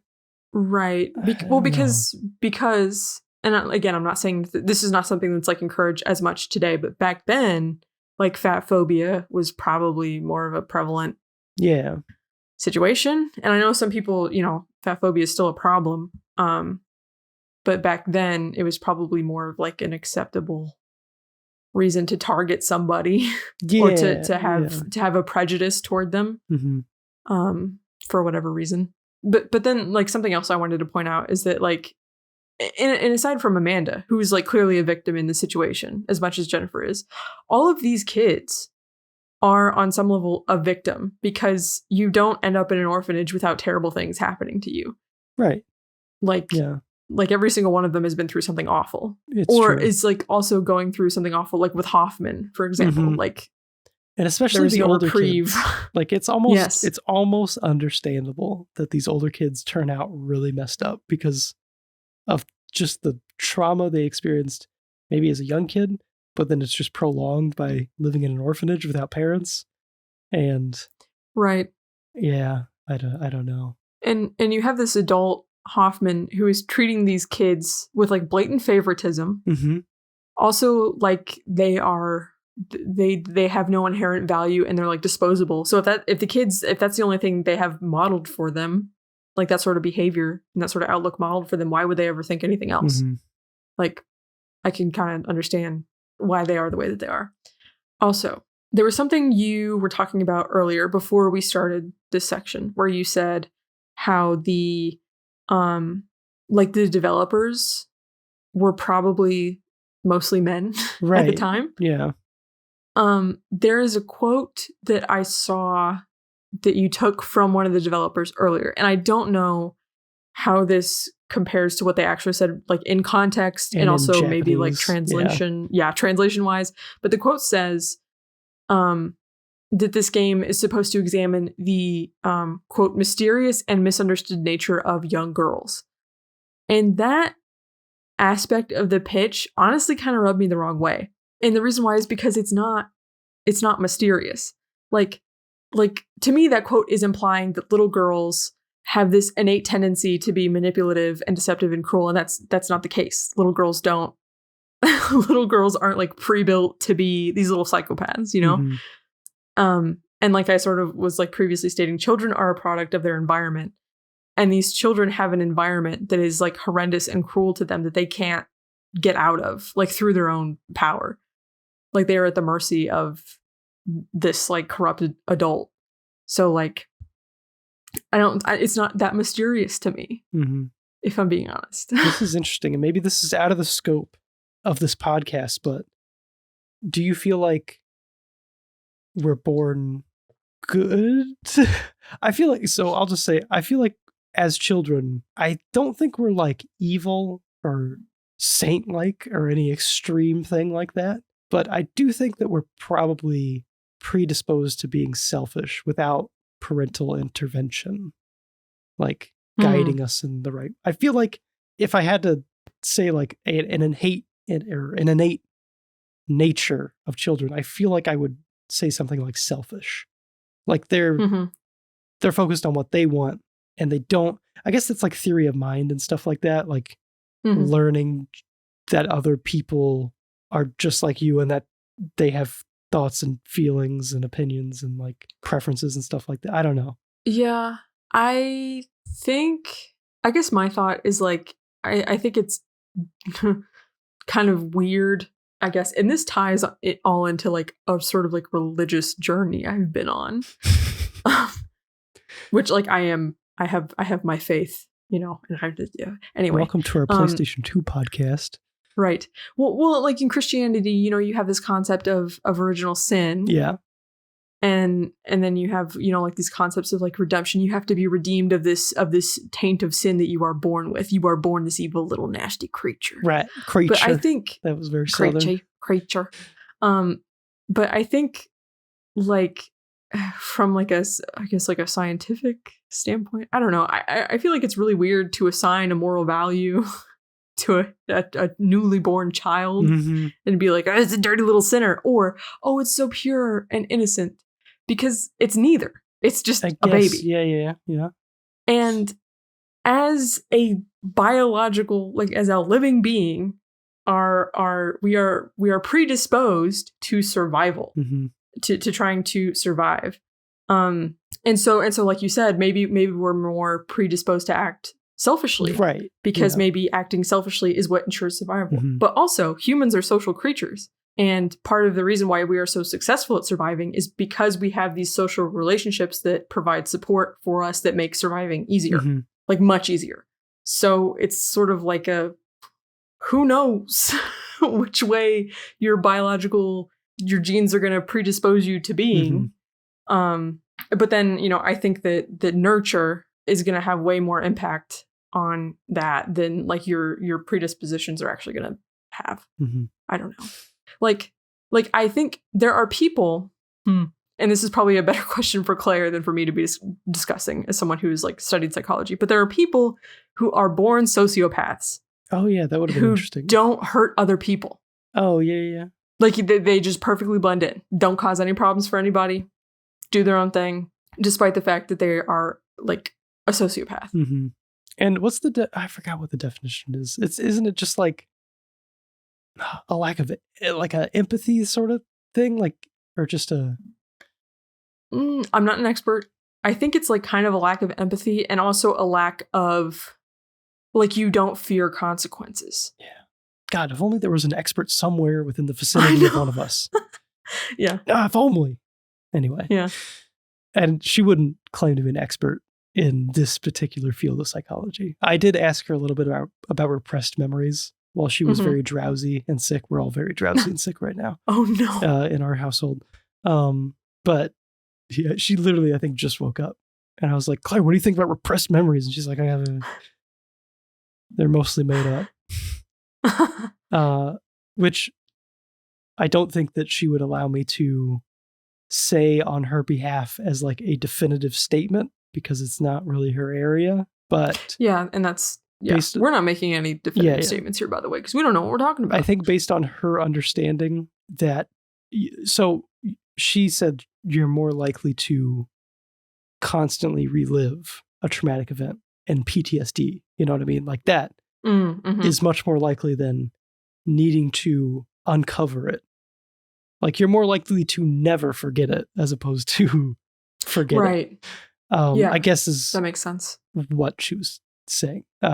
Well, and for the sake, I mean, I guess like for the sake of this story, I don't think they were trying to be accurate. No, I don't think that's relevant. Like representing. I don't think that's relevant. Like the validity of repressed memories as a psychological topic, I think is irrelevant for the purposes of the story. Like it could be a made up thing that they decided and it would still be fine. Right. But yeah, it is like I know people who have like uncovered repressed memories, and I do have doubts that they're valid. I do have doubts as to their validity.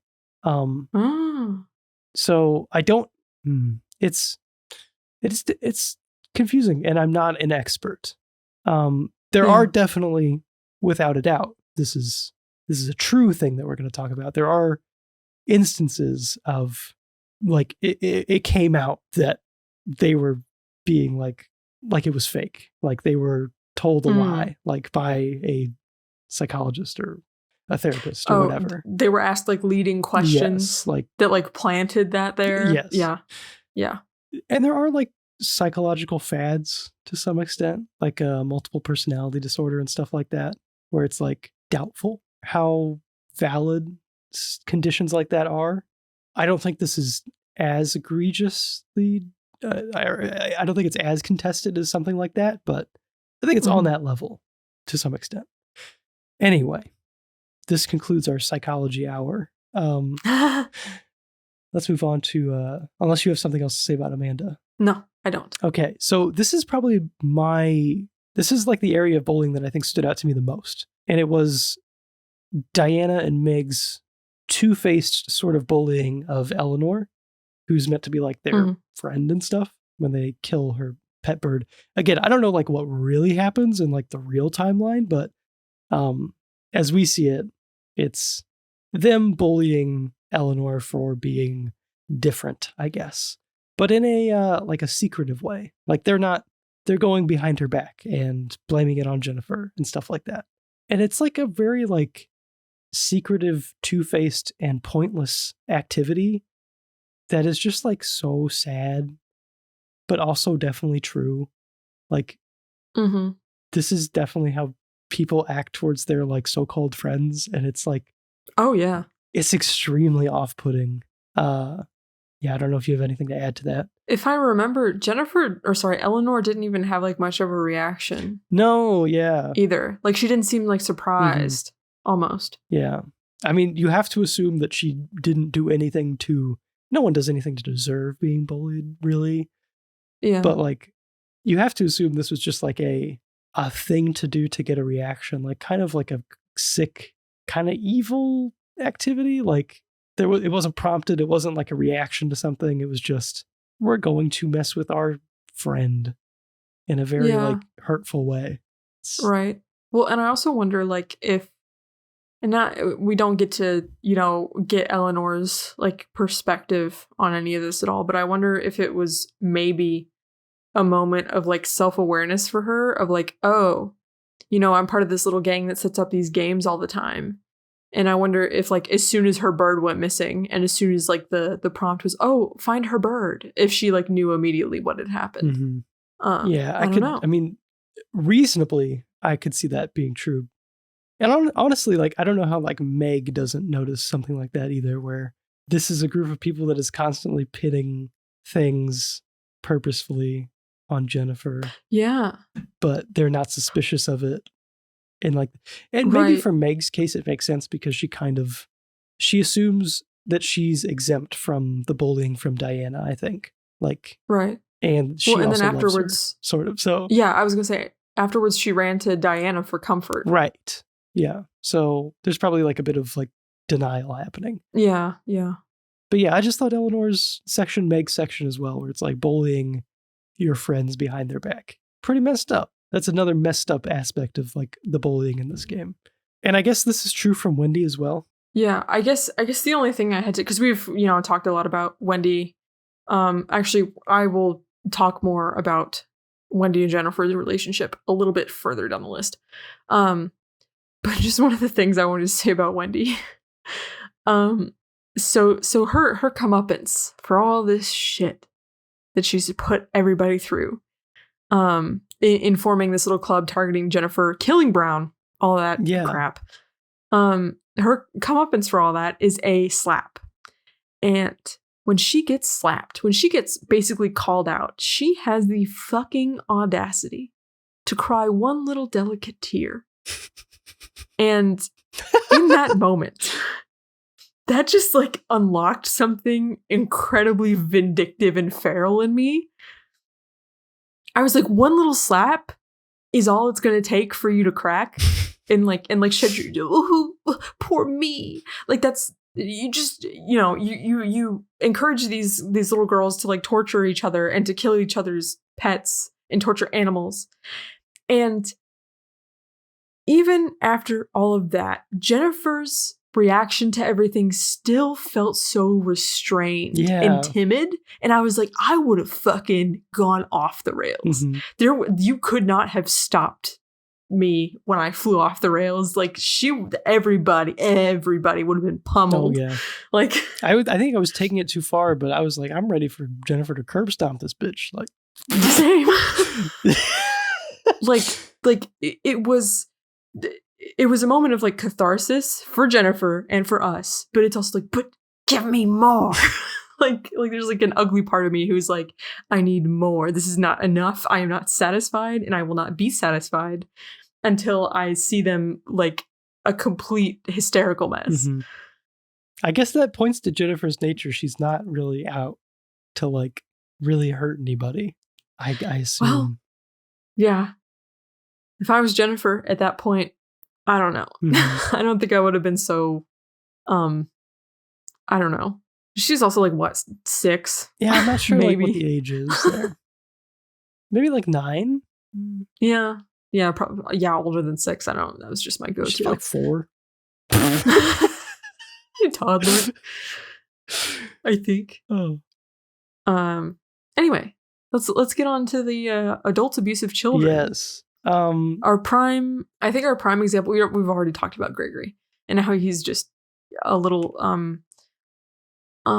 unstable, and that's sort of like where his whole thing stems from. So Hoffman, we have these examples of abuse also with Hoffman with Clara and Diana. Mm-hmm. I think Clara is the mermaid in the like mermaid boss fight. I don't know like what is meant to be implied there. Like, did she want to kill herself? Like, because it seems like a hanging sort of, but also I don't know. Her feet are bound. She's trapped. Mm-hmm. There's also, I think, an implied abortion. Yes. Okay, I'll let you go. So she has a hole in her stomach. Oh, okay. And to me, that implies unwanted pregnancy. Yeah. Probably as a result of Hoffman's abuse. Also vomiting suggests either like stress from her situation and morning sickness. Also, she has these little red markings on her wrists that they kind of look like gills, but also it's on her wrist. Yeah, so it's like, okay, this is either self-harm or she couldn't take it anymore, and that's how she ended it. Yeah. And I also heard theories about when you are walking around the orphanage, when you're no longer in the airship, when you actually get to be in the orphanage, there is music playing on the loudspeakers overhead. It's fairly loud. And someone suggested that is an attempt to disguise sounds of the sexual assault happening. Oh. Yeah. That is interesting. That's like I could totally believe that being intentional. That's really, yeah. So after Clara, you encounter her a few times and she's very like despondent. Her body language suggests like no self-confidence. completely uncomfortable. If you try to look through her things, she'll get up and be like, no, please don't look there, which implies that she's hiding something maybe having to do with her abuse. I don't know. Mm-hmm. But so there's this like implied situation where she probably got pregnant, had the C-section.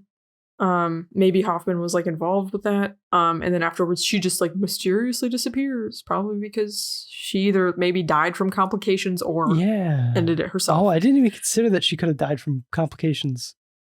Well, yeah, if you do it at home, yeah. What's going to happen? Like, it's dangerous. But so after Clara is gone, Diana becomes the focus of Hoffman's abuse. And I don't think we ever get to see this in game, but there is official art of Diana where she kind of has like she's like curtsying a little bit and her skirt's kind of pulled up, and you can see she has bandages wrapped around one of her thighs. Oh yeah. Yeah. Which is sort of scary. I don't remember if that was like in a game cutscene ever. I don't remember seeing that. I think that was yeah, maybe not. I definitely know what you're talking about. I saw that and I just kind of I don't even think I paid attention. I was like, kids get scrapes. On the thigh, though? That high I guess up under her skirt? Yeah, you're right. Yikes. But yeah, so then Diana sort of becomes the focus of Hoffman's abuse, and that's really clear from the scene in front of the fish tank where he's like getting all creepy and handsy with her, and she's clearly like disgusted and distressed. And also, when Hoffman wishes the kids good night or whatever, at the orphanage, he says Diana's name first, which to me implies favoritism, like some sort of like gross preference for her. Yeah. And she's also the oldest girl. She's the one who's the most physically developed. Mm-hmm. She kind of has like boobs. No one else really has boobs. But yeah, so that is all very sad.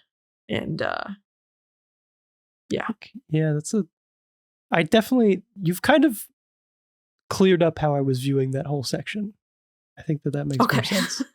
Yeah. There's also that scene. So like right after, because the whole time in that chapter where the mermaid stuff takes place, Hoffman's like quote unquote comforting, but like caressing Diana very like suggestively the entire time. Yes. But like, I remember like as soon as he left, Diana just like kind of like snapped into like a different, that's probably how she copes. Tone, where I think she was seeming like more helpless while Hoffman was around, and then like kind of snapped into like a gross.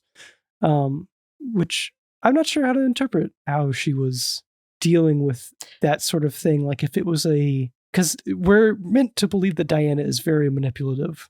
So I didn't know if it was meant to be like obviously Hoffman's still abusing his power, but like, was Diana trying to abuse him back? Manipulate him back? I don't know. I don't know if I would say abuse him back, but like manipulate him in some way. Yeah. It's to me, and this is just like how I sort of my womanly feelings are saying to me that it's like a form of denial. I'd have to watch the scene again because I'm like, I'm struggling to remember exactly how it played out. My gut instinct, I guess, is that when you are she only lets herself, I guess, feel helpless, or that helplessness only comes through when she is directly presented with her abuser. And the second he is like removed from the situation, she can deny that and like distance herself from that aspect, that situation that's going on, by putting on this like this more confident persona when he's not around, to try and get any scrap of like power that she possibly can back over her situation. Mm-hmm. It's like a way to cope and to like get control back. Yeah, but I don't know. I could see that. I think the thing for me is that we see Diana in like a two-faced sort of way, sort of like, I don't know. It's up to interpretation, I guess, because it's not. Yeah. Well, and that's also what makes it, I think, good, is that you can't quite tell what's going on. And so then it's worth like thinking about and dissecting and discussing. Like I'm okay that it's ambiguous, you know? Yeah.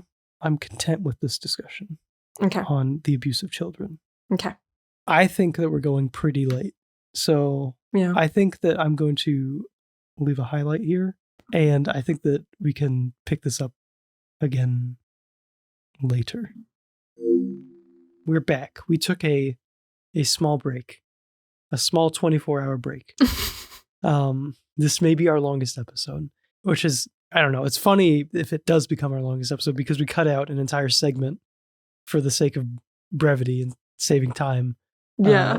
The opening topics. So yeah, I highlighted children's abuse of adults as the controversial theme to pick up. Okay. I didn't have anything particular to say about it, but I do find it interesting. Yeah. And it's something that they wanted to focus on, I know, with like having you play as an adult Jennifer, despite her reliving her memories as being a child, to where it's kind of a bunch of children showing an adult Jennifer no respect and having like power over her, which isn't something that most people ever face, I guess, but it's like a very like strange feeling to invoke, I suppose. Like being an older, more rational human being subjected to the whims of like someone who's like 14 or 12 or however old they are. I think we kind of mentioned it earlier, where up until the point where you know that this is all a flashback and like the actions we're seeing, you know, the things we're seeing happen to Jennifer didn't happen to her as an adult, but like when she was like a much younger child. I mean, like up until you realize that, there was like a part of me where I was like, why is she putting up with this crap? Mm-hmm. You know, because she's like physically like bigger than these kids. So it's like, why not just, I don't know, do something? Or yeah. Mm-hmm. There are some, this is a film I have not seen, but Ari Aster's like thesis film. I don't know if you're familiar with any of his stuff. Nope. Does a lot of very twisted sort of horror-esque films. Very popular in the film community, I guess. His thesis film in college was focused on a child who was sexually abusing his father. So like kind of a reverse on like a typical, so you know what I mean? Yeah. And it was like a really interesting sort of premise to be like a parent who is kind of like afraid of your child. I know that that's kind of a theme with like horror and stuff like that. That's kind of like a trope almost, to have like a child who is possessed or evil or something. Oh yeah, that happens a lot. Because it's just like, I don't know, especially off-putting, I guess, because I guess they're viewed as innocent or, you know, well-meaning or well-intentioned. So it's really, I don't know, frightful to see them try to murder you. Right. I thought it was interesting in some of the, I think, developer interviews that you had as like a reference for us to like refer to for our discussion for the podcast.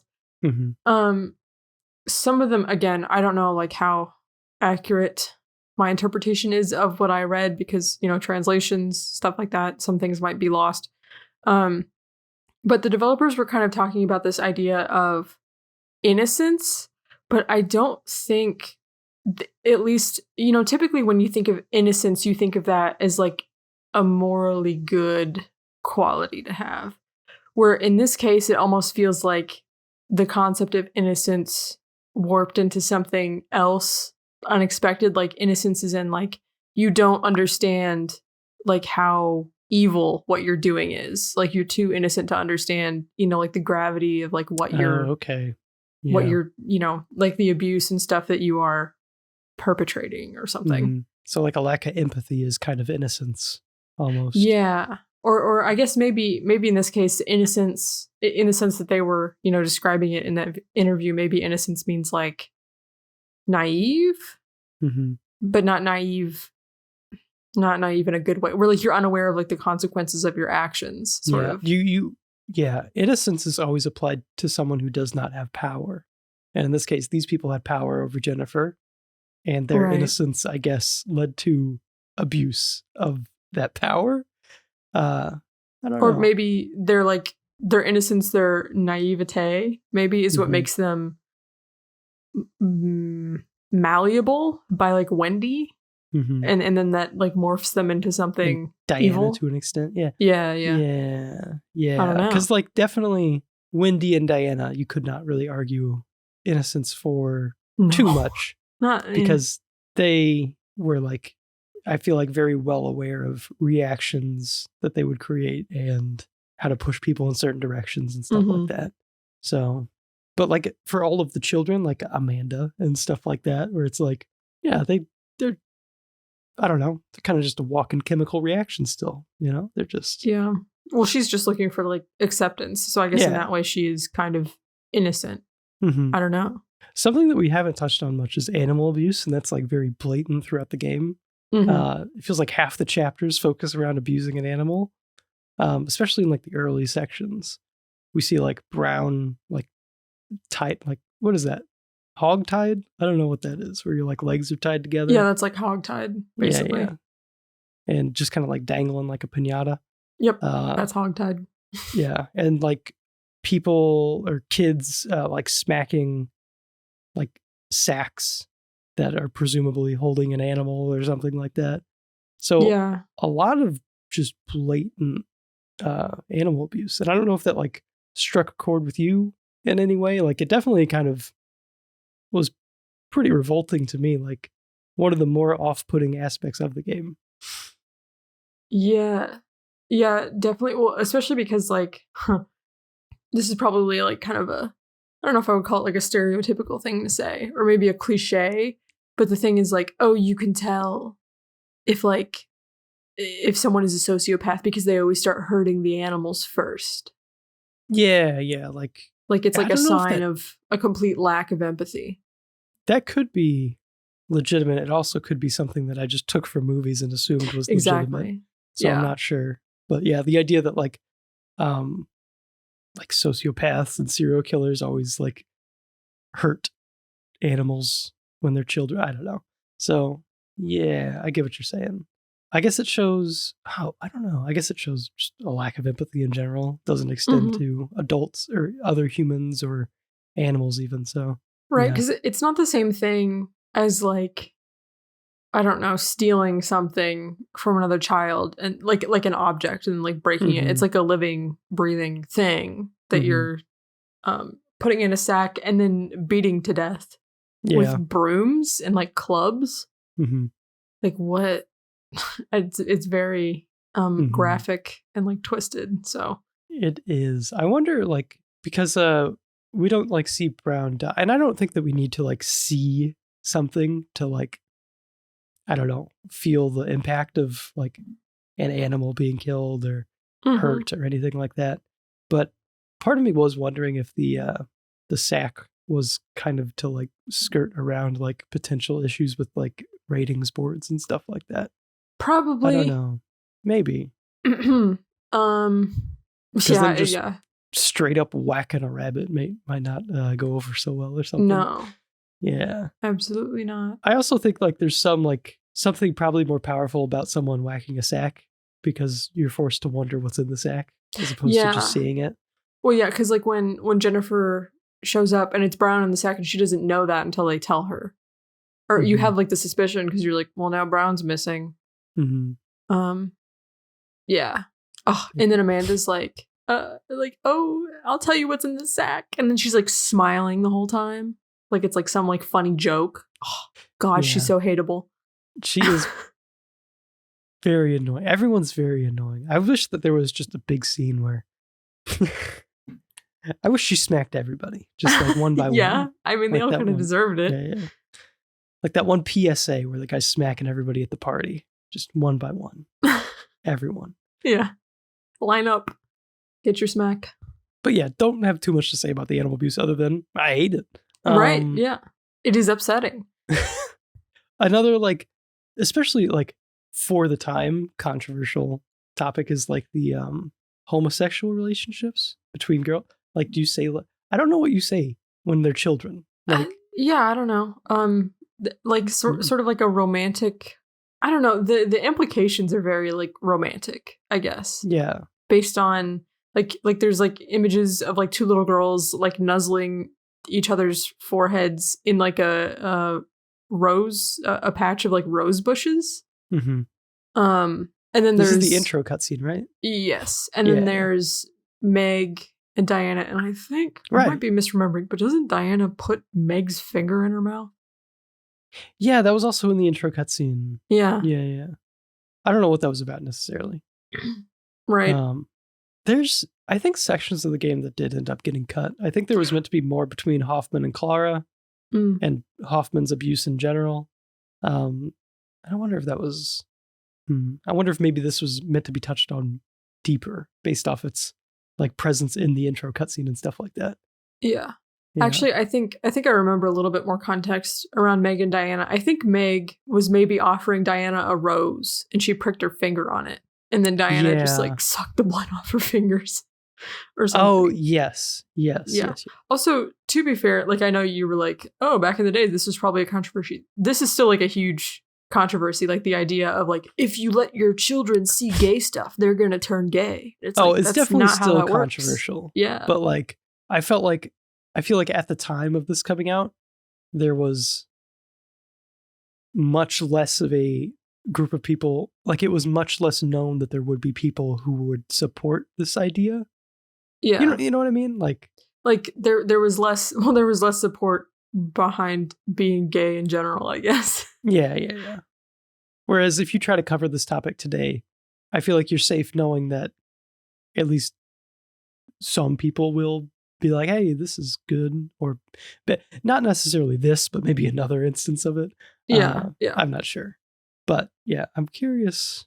I noticed you had some red in this section. So. I did. So something that I thought was interesting.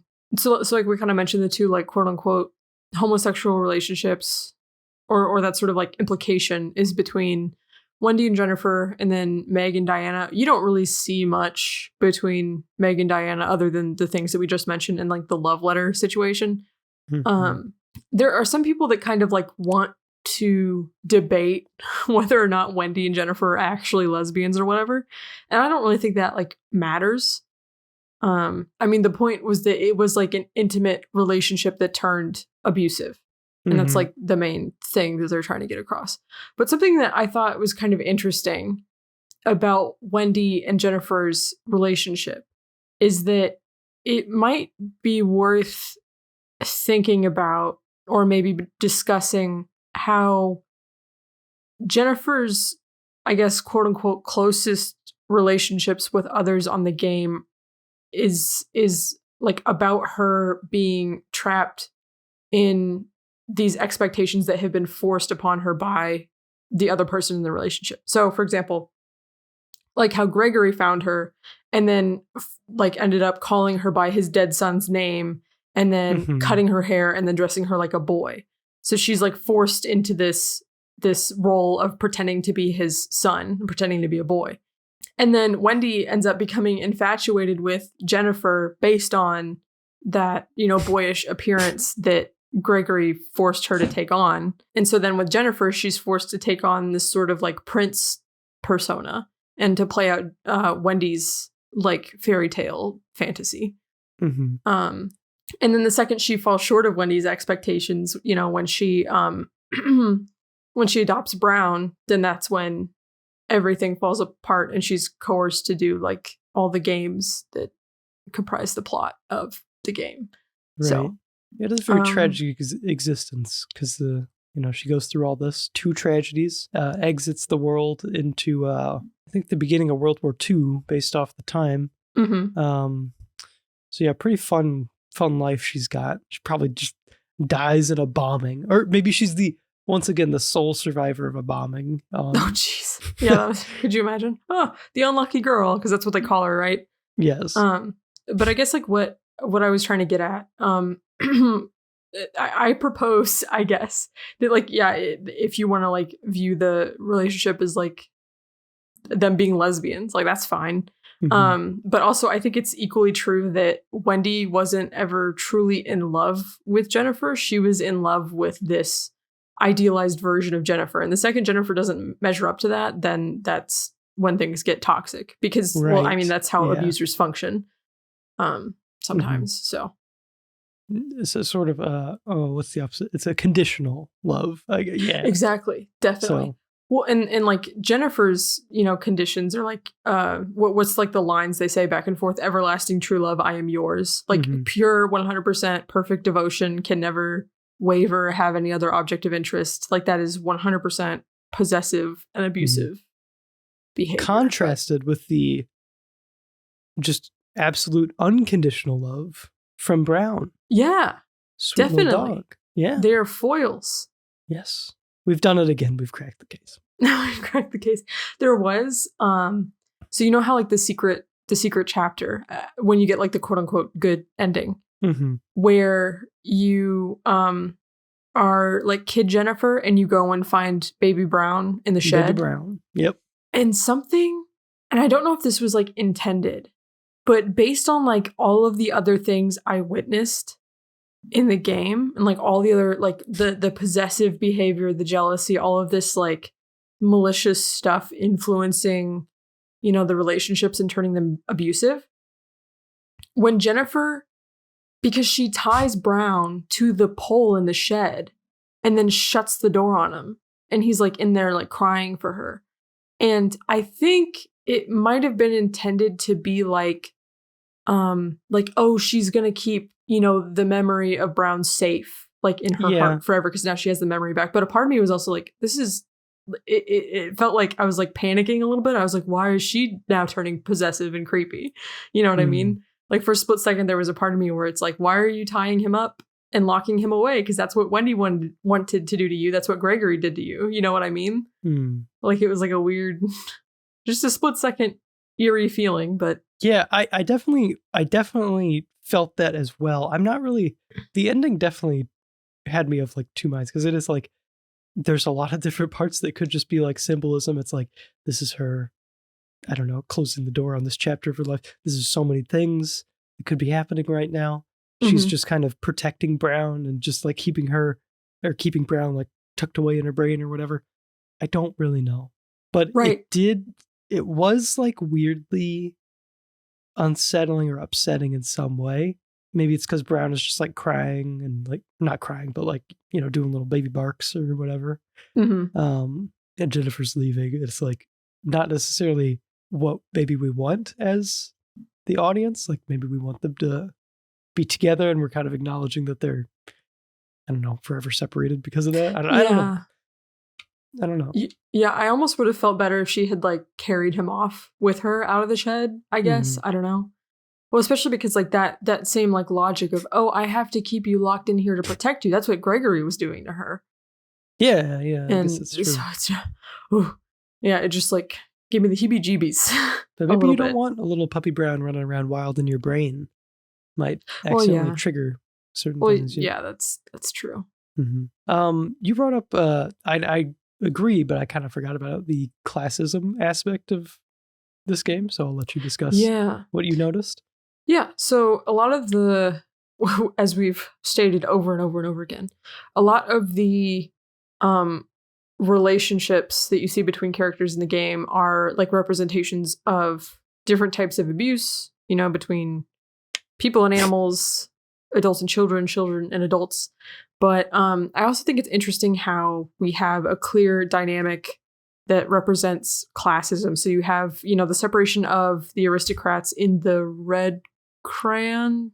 Aristocrats of the red crayon. The aristocrats of the red crayon. I always forget what the club is called. We'll just call it the club. You can just call it the aristocracy as well. Yeah. Or whatever. So you have the aristocracy, right? And then you have the filthy beggars, who are the lower class. So that would be Jennifer and Amanda are the only two that we see named in that category repeatedly. Yeah. And I just think it's interesting how in the game, and it like mirrors real life, where you have the lower class who is constantly exploited for the upper class's entertainment or, to take advantage of their like labor, I guess. Yeah. And the ability to break out of the lower class is something that is constantly promised by the aristocracy. In real life and in this game, where we have the situation where like, oh, if you perform this task well enough, they dangle it over Amanda and Jennifer like a carrot, but it's clear that they're never going to be allowed to cross that line, because if everybody gets to be an aristocrat, then what's the point? Because you don't have anybody to like lord your title over anymore. Yeah. And then we also have this concept again that mirrors real life, where we have this friction that is artificially introduced between Jennifer and Amanda by the aristocrats, like pitting them against each other with the rat stick, the dead rat stick. Right. They kind of try to convince each other that they're the enemy of them and not the upper class being the enemy of them. Yeah. Yeah.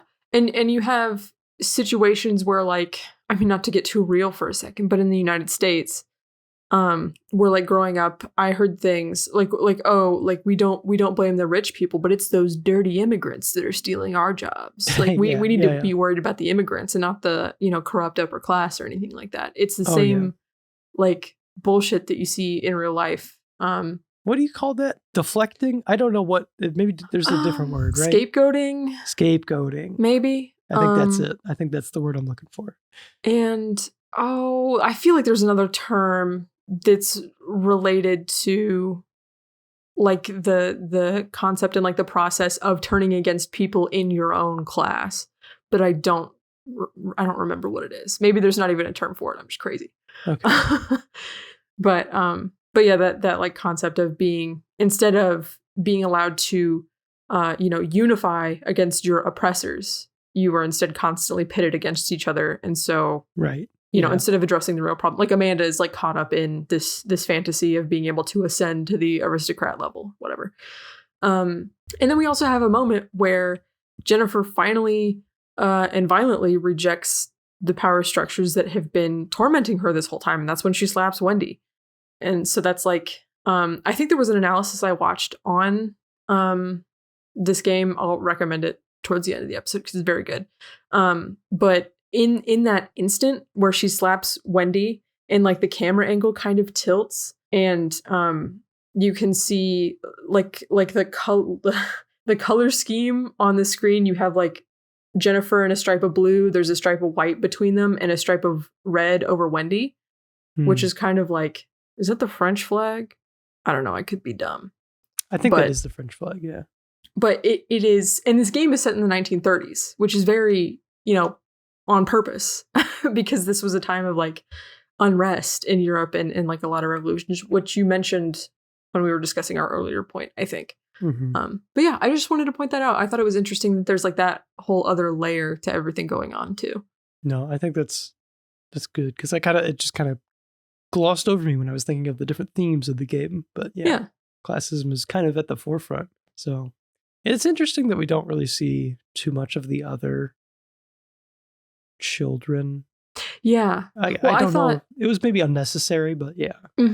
Yeah, I was kind of wondering, because it seems, like, so imbalanced, right? Where you have, like, so many names listed under the aristocrat category, and then only 2 lower class.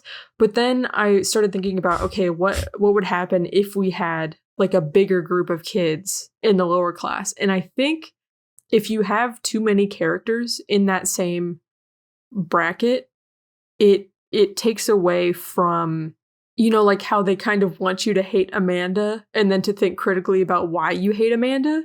If you had that, like, focus on Amanda divided into, like, a bunch of different lower class characters, I don't think it would have been as strong. Yeah, the game's not long enough to spend time with too many other characters, I think. So yeah, so I think it being just 2 of them is, like, a good way to, like, really explore that dynamic. And they'll sprinkle in other children from time to time, like, reacting to things in the world or whatever. Kind of implying that they're involved in the same sort of, different points in the hierarchy based off. Right. Yeah. All right. I think that covers our discussion of the various themes. I wanted to talk to you about some of the symbolism in the game. I wanted to get your opinion on any of it, because I didn't really find any definitive answer when I was just thinking of it on my own. But specifically the rose, like the rose symbolism throughout the entire game, but also some of the, like, fish and whale symbolism that is in the like, opening cutscene. We see a whale kind of, like, flying through the sky, basically. Yeah. I guess kind of in place of a blimp. I don't really know. But then there's, like, a lot of chapters with, like, fish shit going on. Or maybe that's not tied together, but yeah, I'll let you start with either one because I know that you have some theories. Yeah, so I'll go ahead and start with the rose symbolism. So my argument for the roses is just basically that they symbolize kind of what you would expect them to, which would be like intimacy, like romantic attraction, romantic feelings. And then I would say that like red is a color associated with like passion and like life, vitality, whatever you want to call it. Love and hatred or violence, I guess. Yeah, definitely. And red being passion. And when you think about passion, you think about how passion heightens any other emotions associated with it. Like hate is a passionate emotion just as much as love is a passionate emotion. Right. And that's something that I would associate with Wendy. Like, I think that makes perfect sense because her passionate obsession with Jennifer, turns from love into this possessive jealousy and then maybe eventually onto hatred. And then also when Wendy and Jennifer are exchanging like their first like gifts to each other or whatever, where Jennifer, gives her the teddy bear that she names Joshua, that Wendy names Joshua. And then Wendy gives Jennifer a red brooch, and the brooch has roses on it. So that's like kind of like a symbol of like that, like passion, those passionate feelings and like that love. And then Wendy also forms the like the red crayon aristocrats, and that's obviously based on the color red.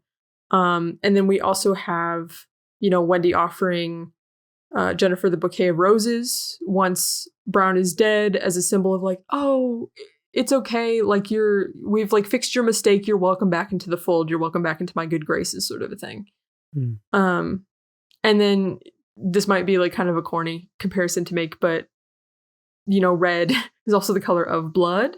Yes. And the color of the red bird feathers. And also the red crayon scribbles that they put all over Jennifer after. And they like stuff her mouth full of red crayons, when she wakes up tied to the pole. That's like, because I think that that was for finding Joshua, I think. Yes. And then Amanda accusing her of stealing it, and they're like, okay.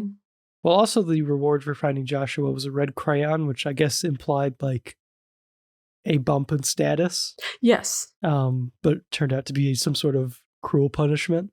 Yeah, they used it. They mocked her with it instead. But yes, so that like red being associated with passion, and then the crimes, the abuse in the game being like a result of passion, all makes sense to have that color red unifying everything. So that's what I think about that. And now, do you want to talk about the whale stuff? Yeah, give me the fish business.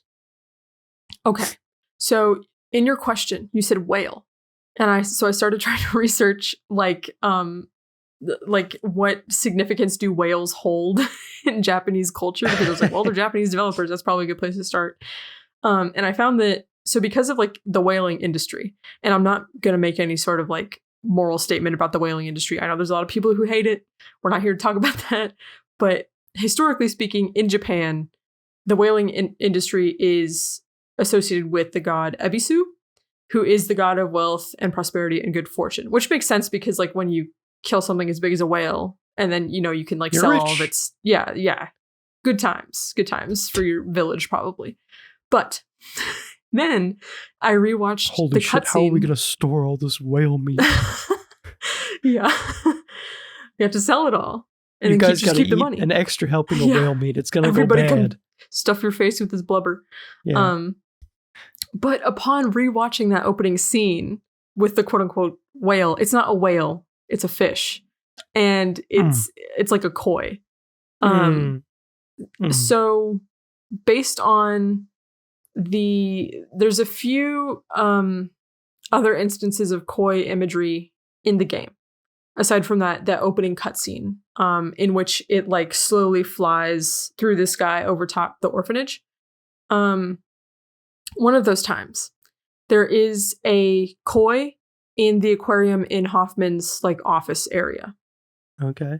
And when you look in the tank, you can see that it's also swimming above like a teeny little model version of the orphanage there too.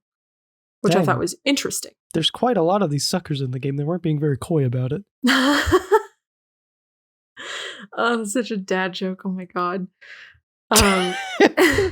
Anyway, and this koi ends up getting cut in half, and its bottom half is merged with a little doll who also gets cut in half, and that forms the mermaid that represents Clara.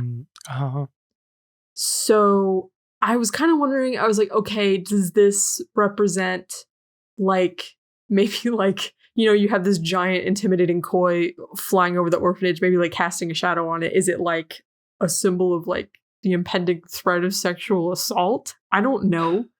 Is it sort of like a foreboding sort of thing? But then there's also a crayon drawing, not a red crayon drawing, just a normal one, that's like taped up on a wall in like one of maybe like an infirmary room or something. I don't exactly remember where it is. And it's like a drawing of a bunch of little kids from the orphanage flying away on the back of the koi. And I'm like, oh, maybe it's not, you know, this like symbol of like a threat. Maybe it's like the desire to escape, like where they are. Because that's kind of what it looked like the kids were doing in the picture. And then also, if you think about Clara's situation, her becoming the mermaid and, you know, like fusing with the koi, and then like the slits on her wrist and suicide, maybe that was her like escape. I don't know. That's all I got. That's the best I could come up with. That's all I got. That's all I got. Well, I feel like there's got to be something kind of like more definitive out there. As yeah, you know, because it is like pretty. It's intentional. Like it appears in all these places. There's definitely meant to be some sort of takeaway from that. Yeah.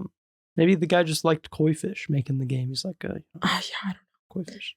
There is, this is gonna sound so random, but there's another like clear example I can think of like a koi being used as a symbol for something in Japanese media. I just didn't take the time to go back and rewatch it. No, wait, there's multiple. Do you remember Angel's Egg? Oh, yeah. Do you remember the fish shadows and like the fishermen chasing the fish shadows and like spearing them? I gotta be honest. I was pretty delirious when we watched Angel's Egg. Well, that's all right. I kind of just remember that I watched it and nothing that happened, which is kind of, I assume, what most people remember when they watch it. Okay.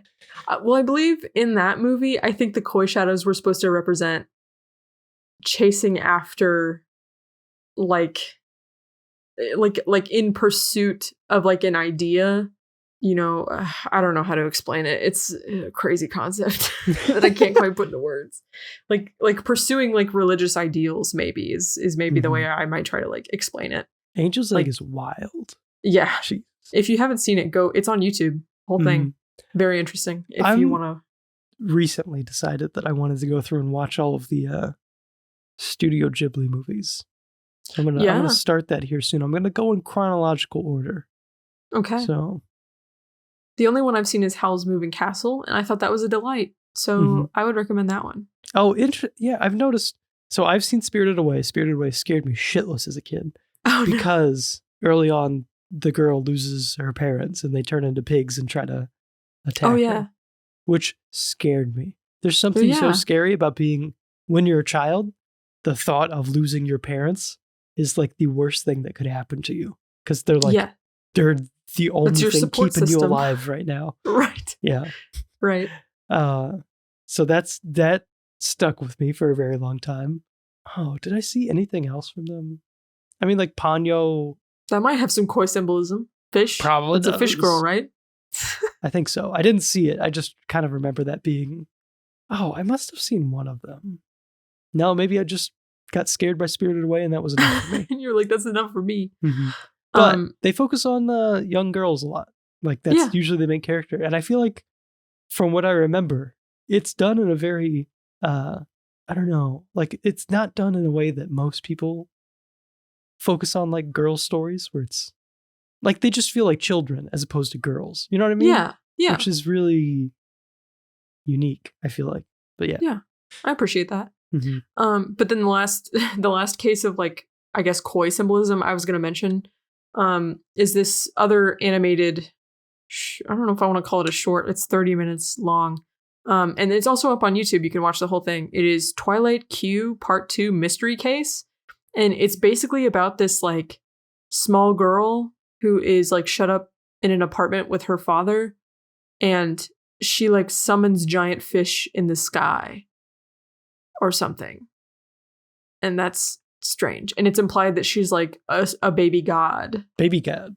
And like her father is like a begrudging caretaker, and he eventually discovers that he's not actually her father. And it's like this weird like Groundhog Day cycle thing.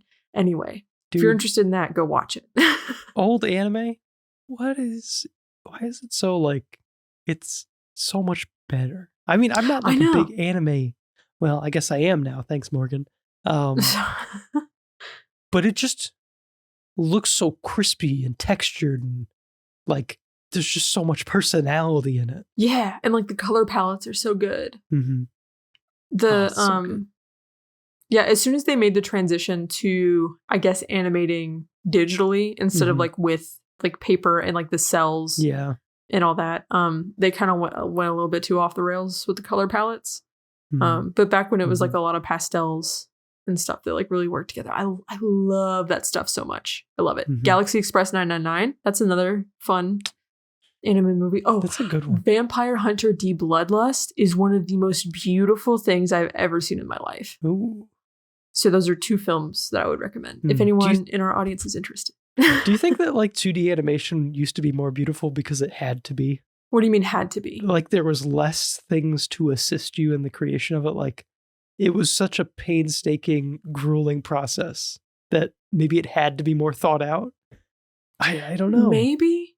Also, I will always appreciate 2D more than like realistic 3D effects. Not to disrespect people, who put the time and energy into that. That's not what I mean.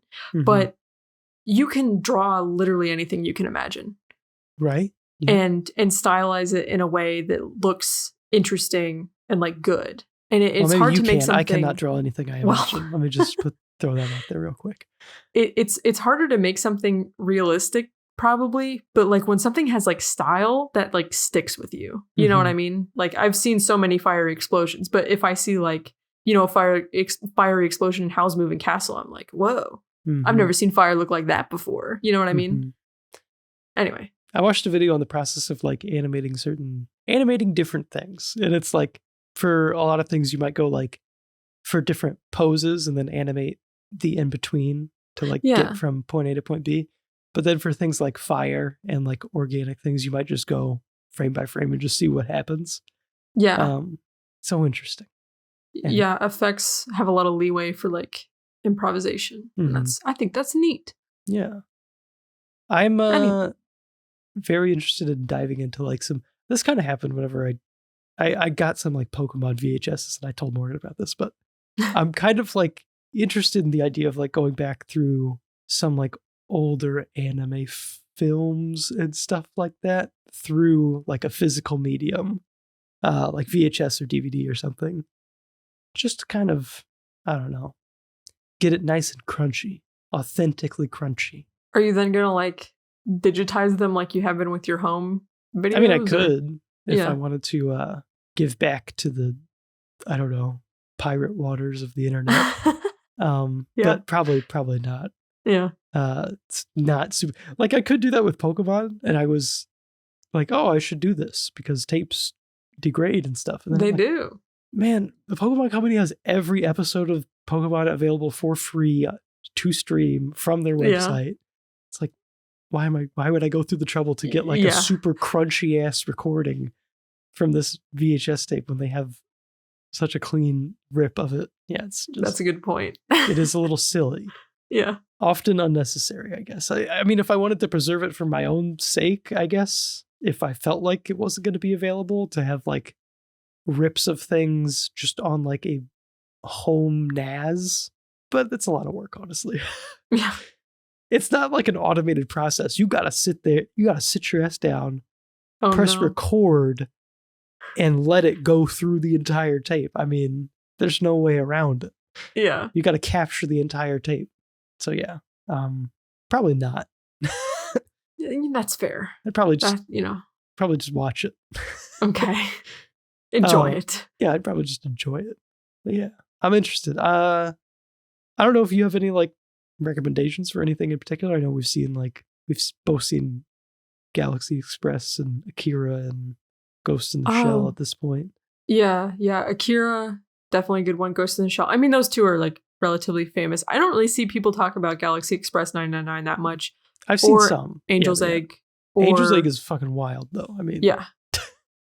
Or that'd Vampire Hunter D. That'd be a cool VHS to own, have on display somewhere. Yeah, I'm sure it's probably like super rare. But it's like I said, it's on YouTube for some reason. Here's the thing: some VHSs, fucking $2. Yeah, but like some of them, like I think Akira is fairly expensive.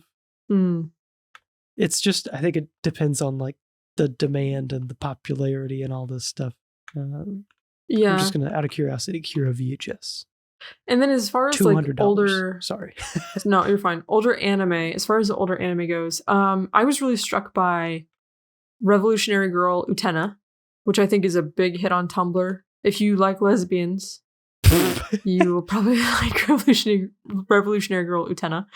I'm trying to think if there's anything else. Iria. I think there's like maybe 8 episodes of Iria. I don't remember the full title of the show. But I really like the art style. Yeah, it's Iria Zayrum. But if you just look up Iria, IRAI, you'll find it. And I think that whole series is also on YouTube. You can just watch it. Yeah. I felt like this sometimes happened in college where foreign films and television and stuff kind of just became more interesting to me. Yeah. For like a period, because it just felt so novel. Yeah, like, that's why I like it. There's something so attractive about like discovering like a different culture's like media, and it vibes with you in a specific way. And it's like, this is a part of my brain that was never itched by the culture that I grew up in. Right? Yeah. So, yeah, definitely. Yeah. I'm kind of on that right now. But as you can tell with my with my your digital manga stacks of habits? manga and fucking all this other shit you've done to me. Sorry. But yeah. All right. Let's get on to let's get back to Rule the Rose talk. Mechanics and level design. This is, as we've alluded to, we hate playing this game. The gameplay is awful ass. But what was your go-to weapon? Did you have anything? The pipe. Yeah, the pipe. The pipe is like the with only the choice. reach. Mm-hmm. Yeah, you cannot walk around with a knife. You can barely hit anything with the pipe. So you gotta, I mean, the idea of taking something that has even less range than that is horrific. I think it does less damage. Eventually it got replaced by the shovel for me in my playthrough, but yeah, you just need something with a bit of reach. I didn't even mess around with like the knives or anything, I don't think. Nope. Yeah. For you, what was the most difficult aspect or section of the game? The mermaid boss fight was what made me quit. Oh yeah, so that's right. I guess that's where I was like, fuck this. I don't want so for those who have not played the game, the mermaid boss fight consists of you fighting this mermaid who's dangling from the ceiling in a tiny, tiny room. And basically her like attacks and movement consist of like dropping down randomly, or maybe I think they tried to like go where Jennifer was. I'm not sure, but they drop down into the room. They vomit, which if you get caught in, good fucking luck, because that'll just constantly tick damage on you. Swipe at you occasionally. It's just really annoying. And then repeat, just like go up and down, swipe, vomit. And you have time to get like maybe 1 hit in if you're lucky, 2 potentially. Sometimes you just don't go for any because of where she ends up in the room and she just kind of vomits all around her and you can't really get to her. This goes on for maybe like 10 minutes. I don't even know. I don't know if that's an exaggeration or underestimate, but it feels like an eternity. It is so long and it's so samey the entire time. I died once on this fight, like earnestly trying to beat it. and I assumed that I was close to the end, but I just got dicked over and died. I slept on it, came back, and then I was able to beat it. But I was very close to giving up because I was not having a good time with the moment-to-moment gameplay of this game. But yeah. And was there any other? There was one section, the section right before the mermaid boss fight, if you remember, where there's just like enemy spam. Like 50 fish fall down, and you're just in this tiny hallway, and you gotta like run past them. It felt like a coin flip chance as to whether or not you were gonna make it past, mostly unscathed with enough health to like fight the boss. Right. And then some of the health items barely do anything to help. Yeah. So I don't know if I don't think I put this in here. So I guess I'll say it now, but like, what are like the main things that you think would help improve like the combat in the game? Because I have a couple opinions, but I'll let you go first. So the enemies a lot of times have like a weird amount of invincibility frames during their like attack animations. Get rid of those. Don't do that. Oh yeah, because like you can't. So Jennifer does a stomp animation. I'm not convinced you can hit anyone with that. I know. Yeah, you like can't. if they're on the floor and you're next to them, Jennifer will like stomp. I really don't think you can hit anybody with that. I think it's just a way. I've never seen it work. No, so, I haven't. Yeah. I haven't either, to be honest. Speed up, I guess, Jennifer's attack speed. Just make maybe some buffs to her combat abilities in general. I don't know, because she either has pathetic range and she moves so slow, and you're just kind of like fumbling.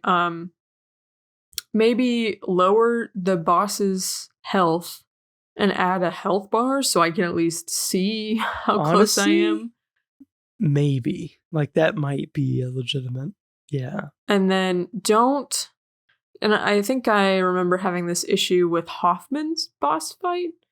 Don't put the boss, because so the camera in this game, it kind of switches between like in some rooms it's fixed. In some places it will sort of like follow after you. Don't put the boss arena in a place where your camera angle is going to flip back and forth a whole bunch, because it makes controlling really confusing. Yeah, the camera's kind of fucked in this game. That's because like in a normal like fixed camera game like a Resident Evil or something, or Haunting Ground or something like that, where there was fixed camera aspects of it, when you enter a room, you could trust that the camera was always going to be in the same spot, and you could kind of orient yourself around that. Whereas in this game, in boss fights and also just exploration, depending on like how you're moving or where you're going, the camera will like flip around. Like if you enter a room through like a different door, the camera's on like the other side of the room now, and you just have no fucking idea where you are because everything looks the same. So you kind of want to be able to rely on just the consistent geometry of this room to just instantly recognize where you are. Yeah. Or like with the position of the camera and stuff. And in the mermaid boss fight, if you like, because sometimes the mermaid would pop down like kind of in between Jennifer and the camera. So it's like kind of, you can't really see what she's doing.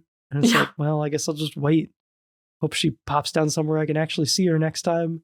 Yeah, stuff like that. So it's so dumb. I don't like the mix of like the fixed camera positioning, but also like some amount of control. Yeah, just do one or the other. Yeah, I think my last suggestion was maybe make Brown helpful in combat somehow. I don't know. Because most of the time he was just an accidental roadblock where the enemies would get stuck on him and flip out a little bit. I feel like in most boss fights. So how many boss fights are in the game? I don't remember. So there's Hoffman. Yeah. There's that goat boss fight, but that's kind of weird. That's like a mini boss sort of situation, I guess. Yeah, the mermaid. The mermaid and then the final boss. Oh, is that it? I think so. What about who was the boss for the bird section? Or was that the goat? No, the goat was the letter thing. I don't know if there was a boss for the bird section. For the bird. Maybe there wasn't. That section, the boss fight for that section was running back and forth through very similar looking corridors. Oh, yeah. Trying to get to the bird. That was fun. Or figuring out what the fuck was going on. I'm so glad I had a guide for that because I would not have tolerated that nonsense. Yeah. Some of it was, I remember like the final clue for that being so obscure. I think you had to do like, was it the mom and the dad? Mom plus dad equals yeah, you had to do like math. Me. And it's like, what? That's not, those aren't numbers, idiot. But yeah. So most of these boss fights, Brown is just kind of dead on the floor. Yeah. Like Stray Dog saying, and maybe. Mermaid, just kind of useless. Mm-hmm. Yeah, it's weird. I wasn't even really sure if I could use Brown during fights. Like, I just kind of either ran away or did my own thing. Like, I didn't really rely on him too much because he wasn't extremely reliable. He doesn't really do anything. He's good for sniffing, and that's about it. Yeah.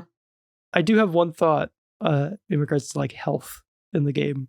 And I know that it's kind of like a staple of like survival horror games to have health items and health management. Yeah. But I kind of wonder how this game would feel with just regenerative health. Maybe. Instead of healing items? Yeah. Like if you just avoid combat, your health comes back and you're more worried about getting overwhelmed at that point than just kind of getting chip damage throughout the level because there's so much bullshit. Like that might make like the unforgiving combat a little bit more tolerable because it kind of would suck to just be like running through a hallway, get grabbed, and it's like, okay, well, I got like, I don't know, 1/6 of my health taken away, and it's just kind of obnoxious. There were points where I just reloaded because I lost some health and didn't want to use healing items and stuff like that. I don't know, maybe that alleviates some of that and kind of makes the bullshit more forgiving because you walk away from it. And maybe if you didn't make the enemy setup so bullshit to begin with, where they just drop a horde of them on you. Yes. You're like, maybe just don't do that. You could also change that part. Yeah. You could also make the combat good. I mean, that's another thing. Like I said, fix the animations and the invincibility frames. And, I think if you're going to have Jennifer limp, you can't just make it recoverable like over time or something. Yeah. So like if health recovered, it's like you take enough damage, you start limping, and then it's like you can't really run away, so you kind of have to deal with whatever's happening. But I don't know, or things get something. I genuinely think regenerative health might help if nothing else changed about the game. But there's other things you could change about the game that I think would be impactful, maybe more so. Another issue is just like the very sporadic save points. This obviously was not too much of an issue for you. Well, I mean, I still lost my patience with it because I quit. So. Yes. But like, honestly, if you want to play this game, and I don't know if you really need to, but we'll get into that a little later, emulator's probably the way to go for the save states because there are some long stretches of the game where you just don't have one. And that kind of sucks because you got to like retread like long stretches of the airship to just like get from your save point back to where you were. And you got to like go through the same story beats and stuff like that. It's obnoxious. I feel like this could have been like a padding thing because this is a fairly short game. You can beat it in like 5 hours. My clock was at like 8 hours, I think. But that's because I spent a lot of time stopped looking at a guide, coming back, then doing it. So I think that ran up my clock. But it's really a short game, especially for the time, I guess. And I wonder if they were afraid of it being like under 4 hours or like too short, because I wonder if like some of the bullshit is kind of padding in a way. Like something that's just made to take more time by making you kind of like maybe die and backtrack and stuff like that. And like the extra long boss fights. Yeah. And also just like the space between everything. Like, and the amount of running around you have to do. And how slow the running is and how slow it is the animation to open a door. Yeah. Can you just Just open it, Jennifer. Yeah. You're being chased right now. Yeah. Open the door. But yeah, I don't know if that struck you as padding in the same way it struck me, but I found the gameplay loop, I guess this isn't really padding, but I found the gameplay loop to be like over simple and not entirely satisfying. No, and by the loop, I mean like find a thing. Okay, have Brown smell it. Follow Brown. Find another thing. Give it to Brown. Follow Brown. Like it's kind of like mindless because like Brown is doing all the work. Like you have to put some thought into, like if you're playing without a guide, you'd have to put some thought into what you're trying to find. And there is like a tip system with the bucket night and stuff like that. Right. It's just a little uninspired, I guess. Yeah. And I guess also since it kind of misses, I mean, I feel like maybe comparing this to Haunting Ground is kind of acceptable because they're both going for like dog-based gameplay. Survival horror. Yeah. Dog assistant. But like with Haunting Ground, you kind of had that constant tension of like, where's my stalker? You know, they're like randomized movement. You didn't really know when you were going to encounter them versus like the encounters in this game. Like it didn't have like the exciting tension of like, oh my God, I'm being chased. I'm scared. It was more just like, oh, fuck these guys. Which I mean, in Haunting Ground, it kind of gets to that point, but like it's a little bit more of a tense, exciting gameplay loop than in this game, I guess. I'd agree with that. And I'd say that Haunting Ground tries to do less, I guess, by not having a combat system, really. Like, it's really just hiding. Yeah. But there's more to it than just hiding, but yeah, I don't know. There's not like hordes of enemies that you have to slaughter or something. It's just like a single enemy for the most part in each section that you're avoiding. Yeah, I'll give this one to Haunting Ground. Okay. I will say I don't know if I like had this. I don't think I had this anywhere, but story wise, I enjoy both games quite a lot. I did enjoy this game's story more than Haunting Ground. Yes. Okay. Yeah. I wasn't sure if you would be on the same page as me, but yeah. No, I'd say like mentally speaking, I mean, there's more for like my brain to chew on, more substance to get a hold of with this story. And I think that's because like, because of the layers of like abuse and classism. And then a Haunting Ground, it's like, hey, this is Fiona's really shitty day. You know, wouldn't it be weird if your dad was a lab experiment and your creepy genetic uncle wanted to put a baby in you or something? I don't know. Wouldn't that suck? Wouldn't that suck? Here, have a dog. Let's cry about it. Have a dog.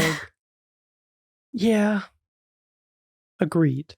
It is a bit more. I mean, there is like a lot of deep, seldom touched on stuff in Haunting Ground as well, with like the sort of like nature of the horror being like forced impregnation and stuff like that. Right. And that's cool. It's very unique. And like putting you in the shoes of a defenseless woman. I mean, this game like kind of does that, but it's like a defenseless like grown woman. Like Jennifer in this case, as far as we know, is never like an object of desire for Mr. Hoffman, even though that topic is still discussed. It's something that's like gross and icky and uncomfortable in this game, but like Fiona makes you like feel it. Like you're like, ooh, ooh. Yeah. Agreed. And that is something that I didn't cite anywhere, but I remember being discussed by some of the creators, and that they were worried at the time of having a sort of helpless female protagonist, main player, that would not be very appealing to like the general gaming audience at the time. Well, the general gaming audience needs to get better taste. I guess so. I think that was part of, I can't remember if that was part of the reason that they added Brown or what, but yeah, I don't know. And again, Brown is kind of, I guess Brown isn't like critical to the story as it is. It would be too bleak without him. Yeah, it would actually be pretty freaking bleak. Yeah. Yeah, if you didn't have a little happy dog just kind of smiling at you all the time. Right. Your one reprieve. from everything else. It is so interesting that Haunted Ground and Rule of Rose came out so close to each other. Like, and that they have such a immediately apparent similarity in the girl dog gameplay. And also same genre and everything like that. Video games are not reactive in that way. Like, they couldn't have like been like, here's a Haunting Grounds trailer, and then they're like, oh, let's make Rule of Rose in 2 months. Yeah, really quick. Yeah, it's like these are things that are in development for such a long time that they maybe had like a similar inspiration. It may just be like a weird coincidence, but it's interesting nonetheless. Yeah. Okay. Discuss this padding problem. All the gameplay does is get in the way. Yeah. Oh, I did read one editorial and it fucking pissed me off because it's like the Resident Evil Defense Squad. For their like, you see, the game is hard to play and that makes it scarier. No. Does not. Makes it frustrating. Is kind of my general point of that. I'm really surprised that someone jumped to the defense of that. I don't know. For Rule of Rose specifically? Yeah, for Rule of Rose specifically. If you want to scroll down to the bottom, the final reference, you can see the article. It's titled... It's an article on Dread XP. It's an editorial by Joel Kocher. I'm coming after you, Joel. The title of the article is Purposefully Wretched, the Thematic Power of Rule of Rose's Combat. No. Disagree. I'm going to disagree. I'm gonna call cap on this one. The thematic power of Rule of Rose are its themes. Yeah. And like in the story, like we don't have to, it's impactful enough as like a story. This game is not bad if the combat is good. The game is better if the combat is good. Is better, yeah. The combat is what makes the game bad. The story is what makes the game good. Also, like, you can be oppressive to the player and still give them like good control over their character. Yeah. Like, it's frustrating to not be able to do what you want. Like, physically move around your character, manipulate them. If there's like things in the environment that oppress them, that's great. Enemies that oppress them, that's also great. But them oppressing themselves through just not being able to move them around is not very fun. No. I don't know. But yeah. That's all I gotta say. There's always someone. I feel like when people like something, they feel like they need to like all of it. Yeah. Or maybe people latch on to something and they're very uncomfortable with any criticism of it. Maybe. When you should be, I mean, people are allowed to criticize things. It's fine. Yes. Yeah. It's not everybody has to like the same things. That's okay. It's all right. I would say that this game the story is so good that I would say that it's more good than bad, even though the gameplay is very bad. Yeah. I think that's where I would come down on it. All right. So, one more question before we move on from this section. How did you find navigation? Because I found it piss poor. Yeah, I hated it. That map sucked. Yeah, the map was not helpful. No. I pretty much relied. It's just so fucking difficult to get around. The airship is very like samey. It has some unique areas, but again, with the camera changing perspectives and stuff like that, it's hard to tell the difference between this corridor and the one that looks exactly like it on the opposite side of the ship. Man, it is rough. It's hard to get around. And some places are like, and I get this, but like some places are sectioned off during certain chapters and aren't during other chapters. So like you can open a door this chapter, you can't open it the next chapter. That's makes sense, but it kind of adds to the confusion sometimes. Yeah. Like, it's definitely meant to help railroad the player, I assume, by giving them less options, less places to get lost in. Yeah. But at the same time, it's like, wait, this isn't where I thought I was. Wait, no, it is. I just can't open the door to this time. Yeah, it's confusing. Didn't like it. I think I've said all I can say about it, though. Are you ready to move on?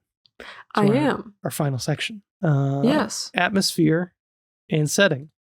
I just kind of lumped in like any visual thoughts, comments, and stuff like that, aesthetic qualities to the game into this section. Yeah. I'll start off by saying this game looks very good playing on original hardware through a CRT as well. The CG cutscenes, I think particularly like the opening cutscene, look pretty amazing. Some of these late PS2 games look real dang good, especially on like a nice CRT where you get that Gaussian blur. Everything's kind of smoothed over. It's like Vaseline on the screen. Everything's kind of just like, I don't know. You notice less of the jaggies and like the pixelated edges because they're just kind of smoothing together all nice. I would say at like a higher resolution, you definitely notice, especially like the plants. Yes. There's some very jagged looking plants. Mm-hmm. Oh, and especially like the cutscenes, which you can't scale up. Like when it's not like an in-game cutscene, it's just whatever resolution it is. So you don't get like a nice upscaled version of it. But I found the music very pleasant and unnerving, especially that the love suicide main theme. Very nice. I don't know if you took the time to read the lyrics, but no, pretty good. That's kind of just, almost in some ways a description of the game itself. But Morgan, I wanted to know if you agree with me on this. It gave me Fallout vibes with sort of like the old-timey, crackly music. That's sort of like very depressing. Yeah, it gave like Great Depression vibes, and the palettes are all very brown and gray and bleak and sad and dark and depressing, just like Fallout 3. Yes. So yeah, I would agree with you there. I don't know if this is potentially a hardware limitation, but I noticed that a lot of the sound effects and whatever kind of were felt they crunchy. They were a little crunchy in a way that I remember Tulip feeling very crunchy, and that's kind of what I associated it with at the time. A lot of these sounds sound like they could be in Tulip.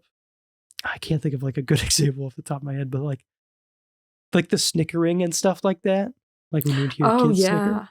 Yeah, Tulip vibes. I don't know. I feel like compressed audio is like a necessity of like storing your game on a disc and like fitting everything on there, like a space thing. I don't know. I'm not super well versed on development limitations of this hardware, but that's what I would have to guess is the cause, and not just oversight or something like that.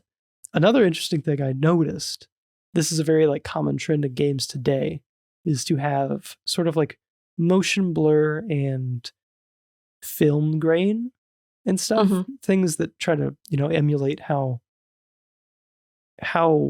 light captured looks through like a film camera, which is neat and I think has its place, but some people hate.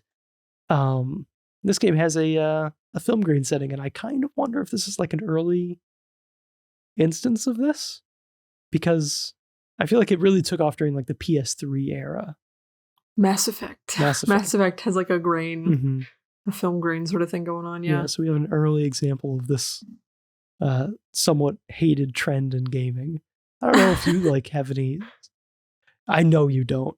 I was going to say, I don't really have an opinion on this. If there is one thing I know about Morgan, it's that she will put up with whatever the default setting is. I do. Yeah.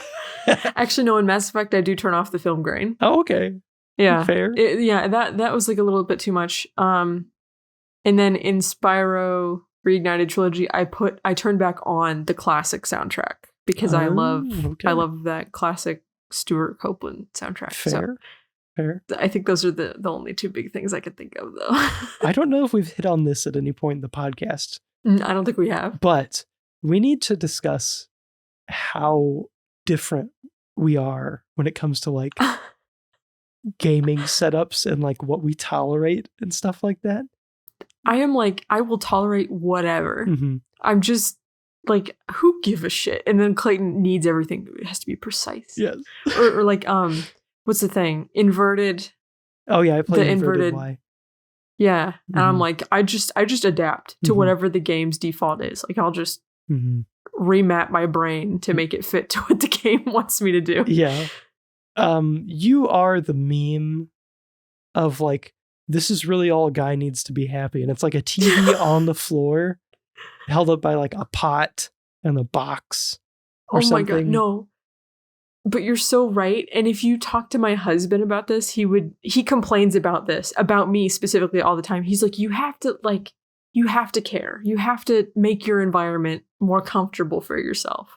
And he will go out of his way to do it for me. Yeah. Because God knows I'm not going to do it. So it's funny because I'm like 1,000 miles in the opposite direction on this specific issue, to where I have gone through so many iterations of the same setup, trying to like fine tune every fucking You're aspect constantly of it. tweaking it. Yeah. It's a nightmare. I don't know if I'll ever be happy.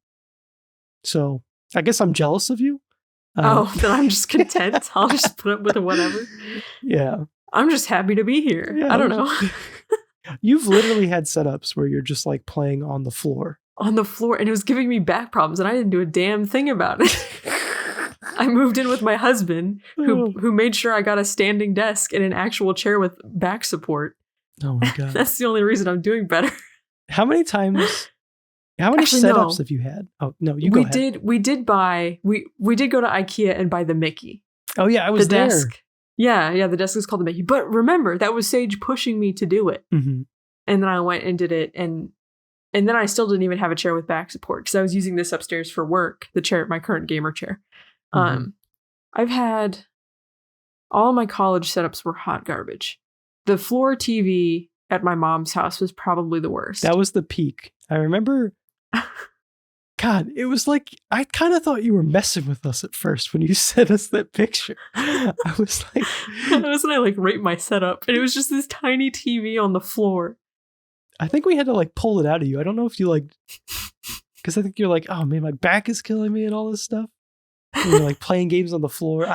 Hunched over like a gremlin. I just don't understand. Like, well, and part of why I was doing that, and this is so bad, but so I had the Xbox controller I have now, it has like a charging cord. You can plug it into the Xbox. It charges itself. You don't have to replace the batteries. Okay. The Xbox controller I had was this used controller I had got from Sage, who got it from Gavin. And it was so worn down that one of the thumbsticks was like, didn't have like the edge around it anymore because it had been used so much. Jesus Christ. And I couldn't get up the gumption to go buy AA batteries to replace, put in the controller. And the only cable I had to plug the controller into my Xbox was this like 2 foot long. So I had to sit there on the floor with the TV because I had to be 2 feet away from my Xbox. Because I couldn't. And I will say that there was a giant wall-mounted flat screen TV in my bedroom, and I was playing on the floor below it with a tiny TV because I wouldn't get the batteries so that I could actually sit farther back and enjoy the big flat screen on the wall. There's thousands of solutions to what you're describing. I know. I mean, like, all of them understand. solve it and make this situation better. But I am like a little bit mentally ill, though.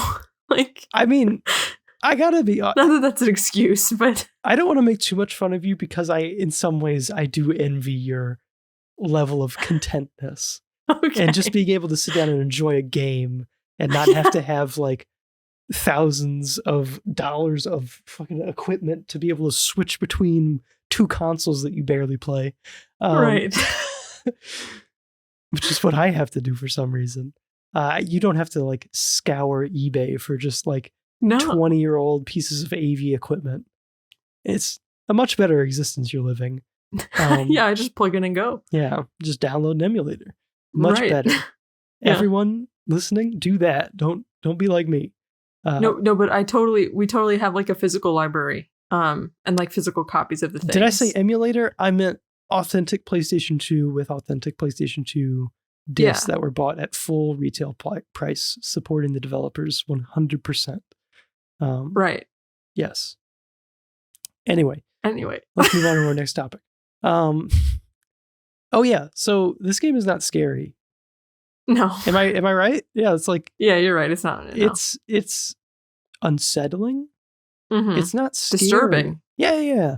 So is it does horror still feel like a fitting title? I guess psychological horror is kind of like a different genre. Yeah. In itself. Yeah, I would call it, it's definitely more psychological than like jump scare, crap your pants. You're not going to crap your pants playing this game.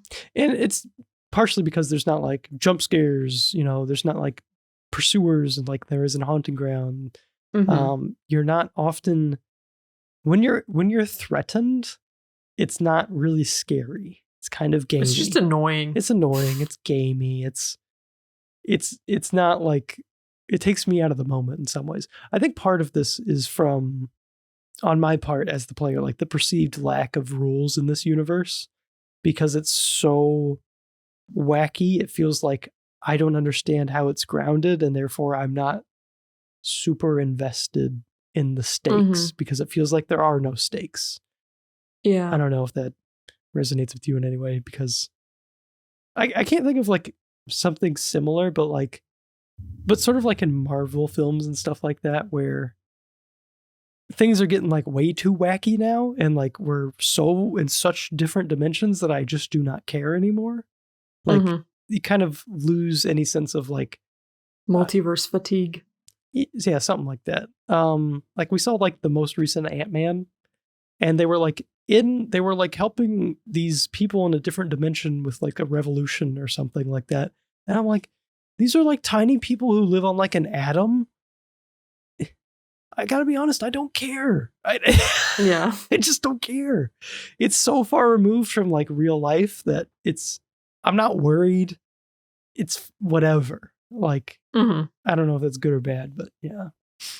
Oh, where is it? Facial animations. Oh, yes. So the hang up that I had was with the, not necessarily the opening cutscene. I felt like the opening cutscene had a decent amount of polish.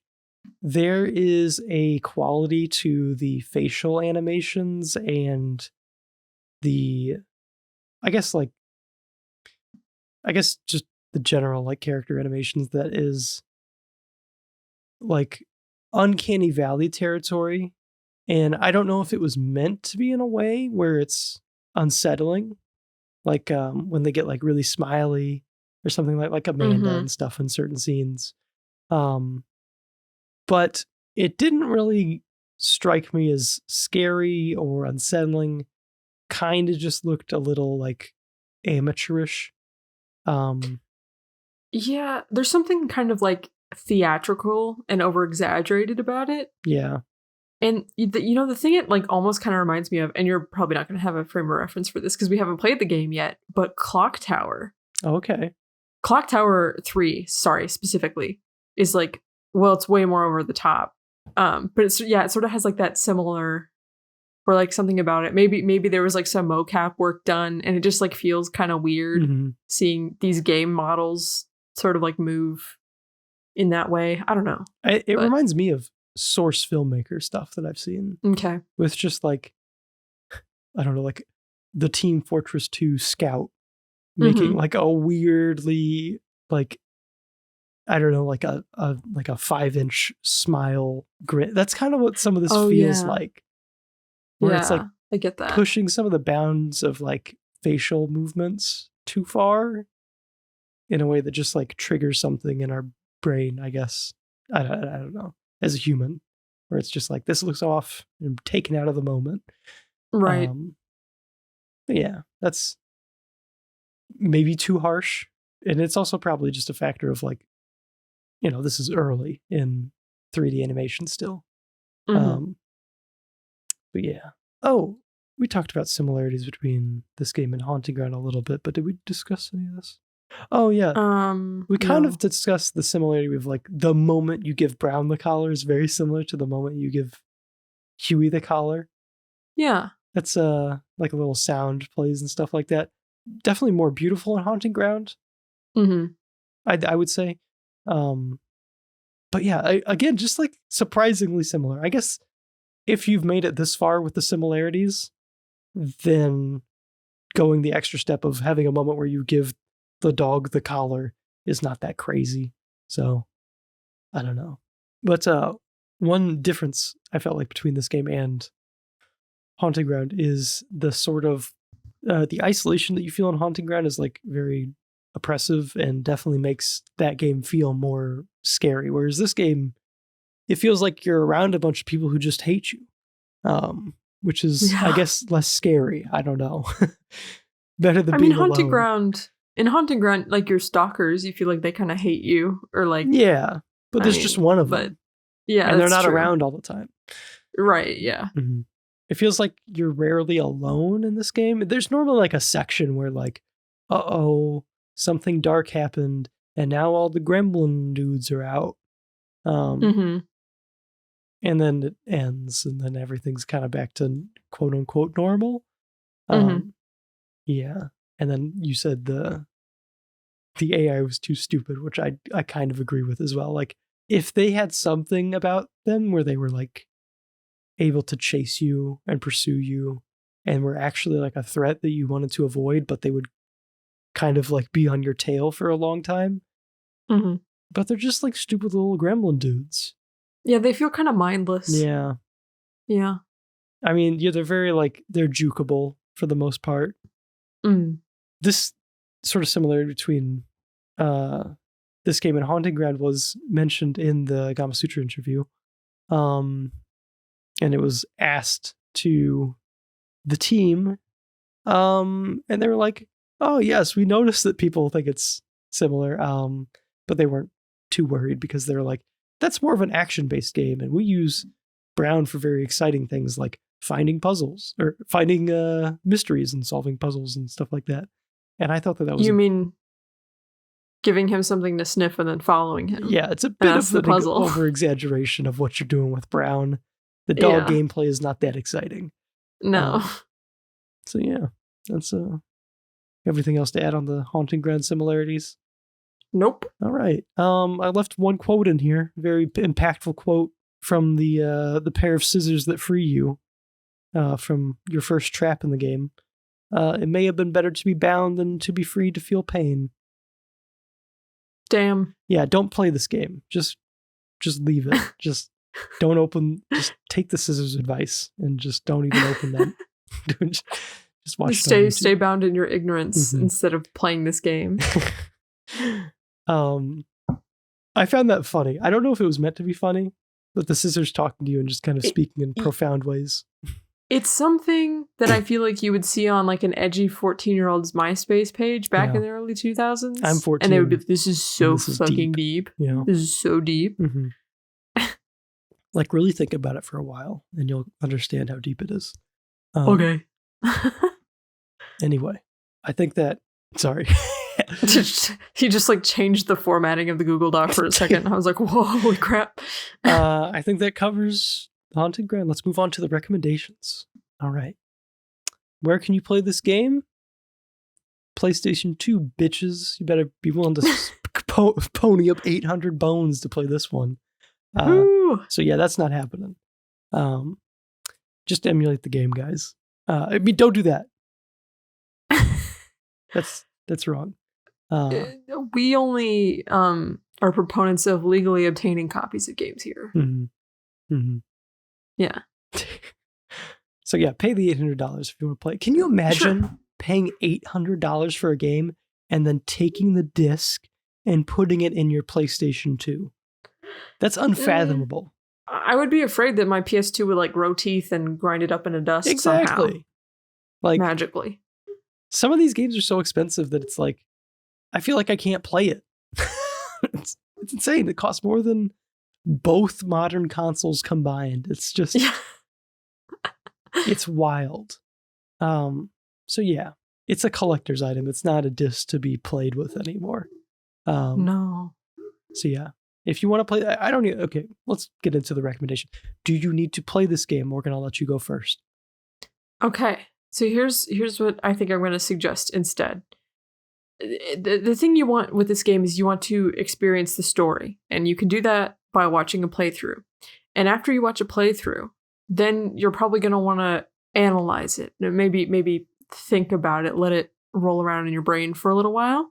And maybe during or after that process, what you're going to want to do is you're going to want to look up Ragnar Rocks, ROX for Rocks, on YouTube, because he has a fantastic analysis of this game that I would absolutely recommend everybody to go watch.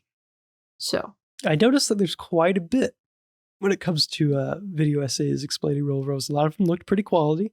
So Nitro Rad had one of them. I might dive into them more now. I watched one or two, just kind of get a little recap, make sure I didn't miss anything story-wise. But yeah, a lot of discussion on this game. Right. And Ragnarok's also just likes to cover like more obscure horror titles in general. And so a lot of his videos are really good. So I just recommend him in general. But yeah. I don't think there's any reason to play this game. Like literally sit down and play it with a controller in your hand. Because there's nothing fun that you receive as the player by playing the game. Unless you feel like the only way that you can enjoy a story is through being the one who interacts with the world and stuff. In that case, I guess it's worth playing. But I think for most people, you are capable of enjoying this game fully by just watching it be played or an analysis of it. Because the story is what is worth experiencing here. The game is not good. Like the gameplay is not good. So yeah. For most people, I'd say pass. Just watch instead. All right. Morgan, does this game need a remake? I mean, yeah. It needs like an overhaul a little bit. I agree. I wouldn't want to see... So, there's a Japanese indie game studio. We mentioned them earlier, I think. Onion Games. And they've expressed interest in wanting to remake Punchline's two games, Tulip and Rule of Rose. I have no idea how difficult this would be. Not sure who owns it. Maybe Sony for Rule of Rose, not for Tulip. I don't know. Yeah, so I really don't.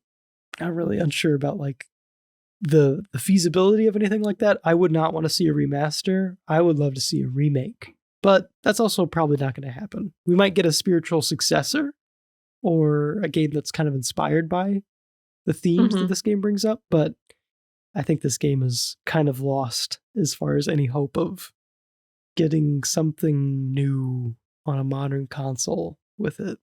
So it would be good because the story is incredible. Yeah. And if the game was good as well, that would just we'd be in like all-time classic territory. Oh, definitely. Yeah. But yeah, the gameplay is just really holding it back. All right. That's everything. We covered it. Okay. I'm going to say this is probably the longest episode.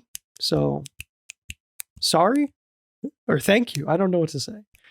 Are we supposed to be snapping and self-congratulations, clapping, whatever? We clap every time we finish the episode. Okay. Well, we're not quite done. Well, we finished talking about the game. Okay. Yes. Yeah. These rules that I established may have changed episode to episode, but I'm going to say that they were consistent from episode 1. Okay. What game are we playing next, Morgan? Oh boy, wait till I tell you about what game we're playing next. Final Fantasy X, baby. Baby. Yes. Yeah, this is a big game.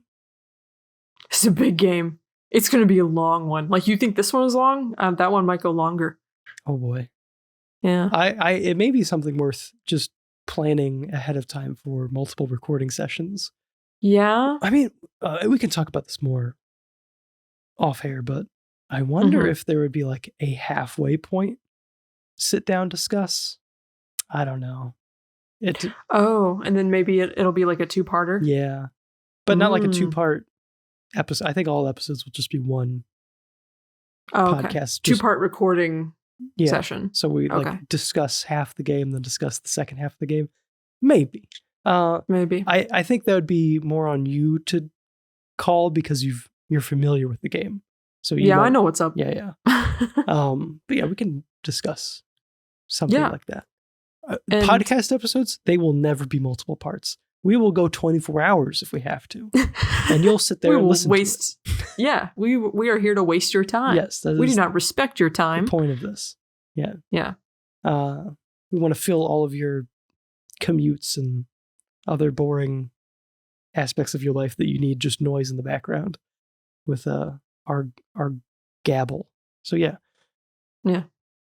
Final Fantasy X, very exciting, seminal PlayStation 2 game. Yes. I've never experienced it. Morgan's very familiar with it, but it is definitely one of my favorite of the Final Fantasies. So how will you be playing this? I want to ask right away because there's many avenues. Yeah, the HD remaster on the PS3. Yeah. Oh, PS3. Okay. Yeah. Okay. There is also an HD remaster on the PS5. That's why I wanted to ask. Oh, yeah, no. So I had a disc for the PS3 and then it got scratched and stopped working and I was very mad. So then I bought a digital version of it because I was already like a good chunk into the game. I was like, well, I don't want to get the PS5 version and go through all that crap again. So I just I bought the digital PS3 version, but yeah. That's good. Yep. I'll be playing it my same way as always, which is buying the game legally on eBay.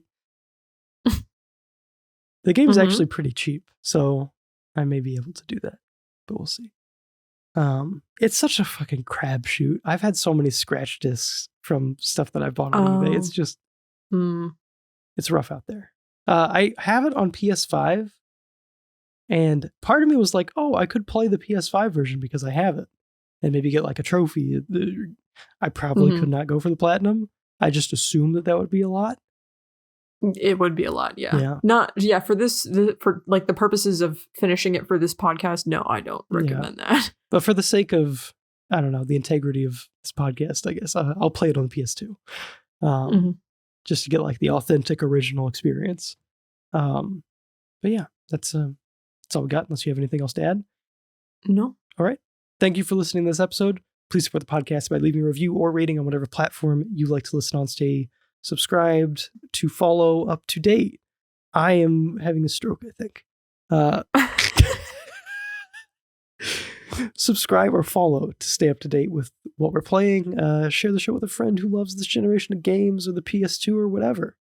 Write in with any questions, feedback, or game suggestions to analogschtickmail@gmail.com.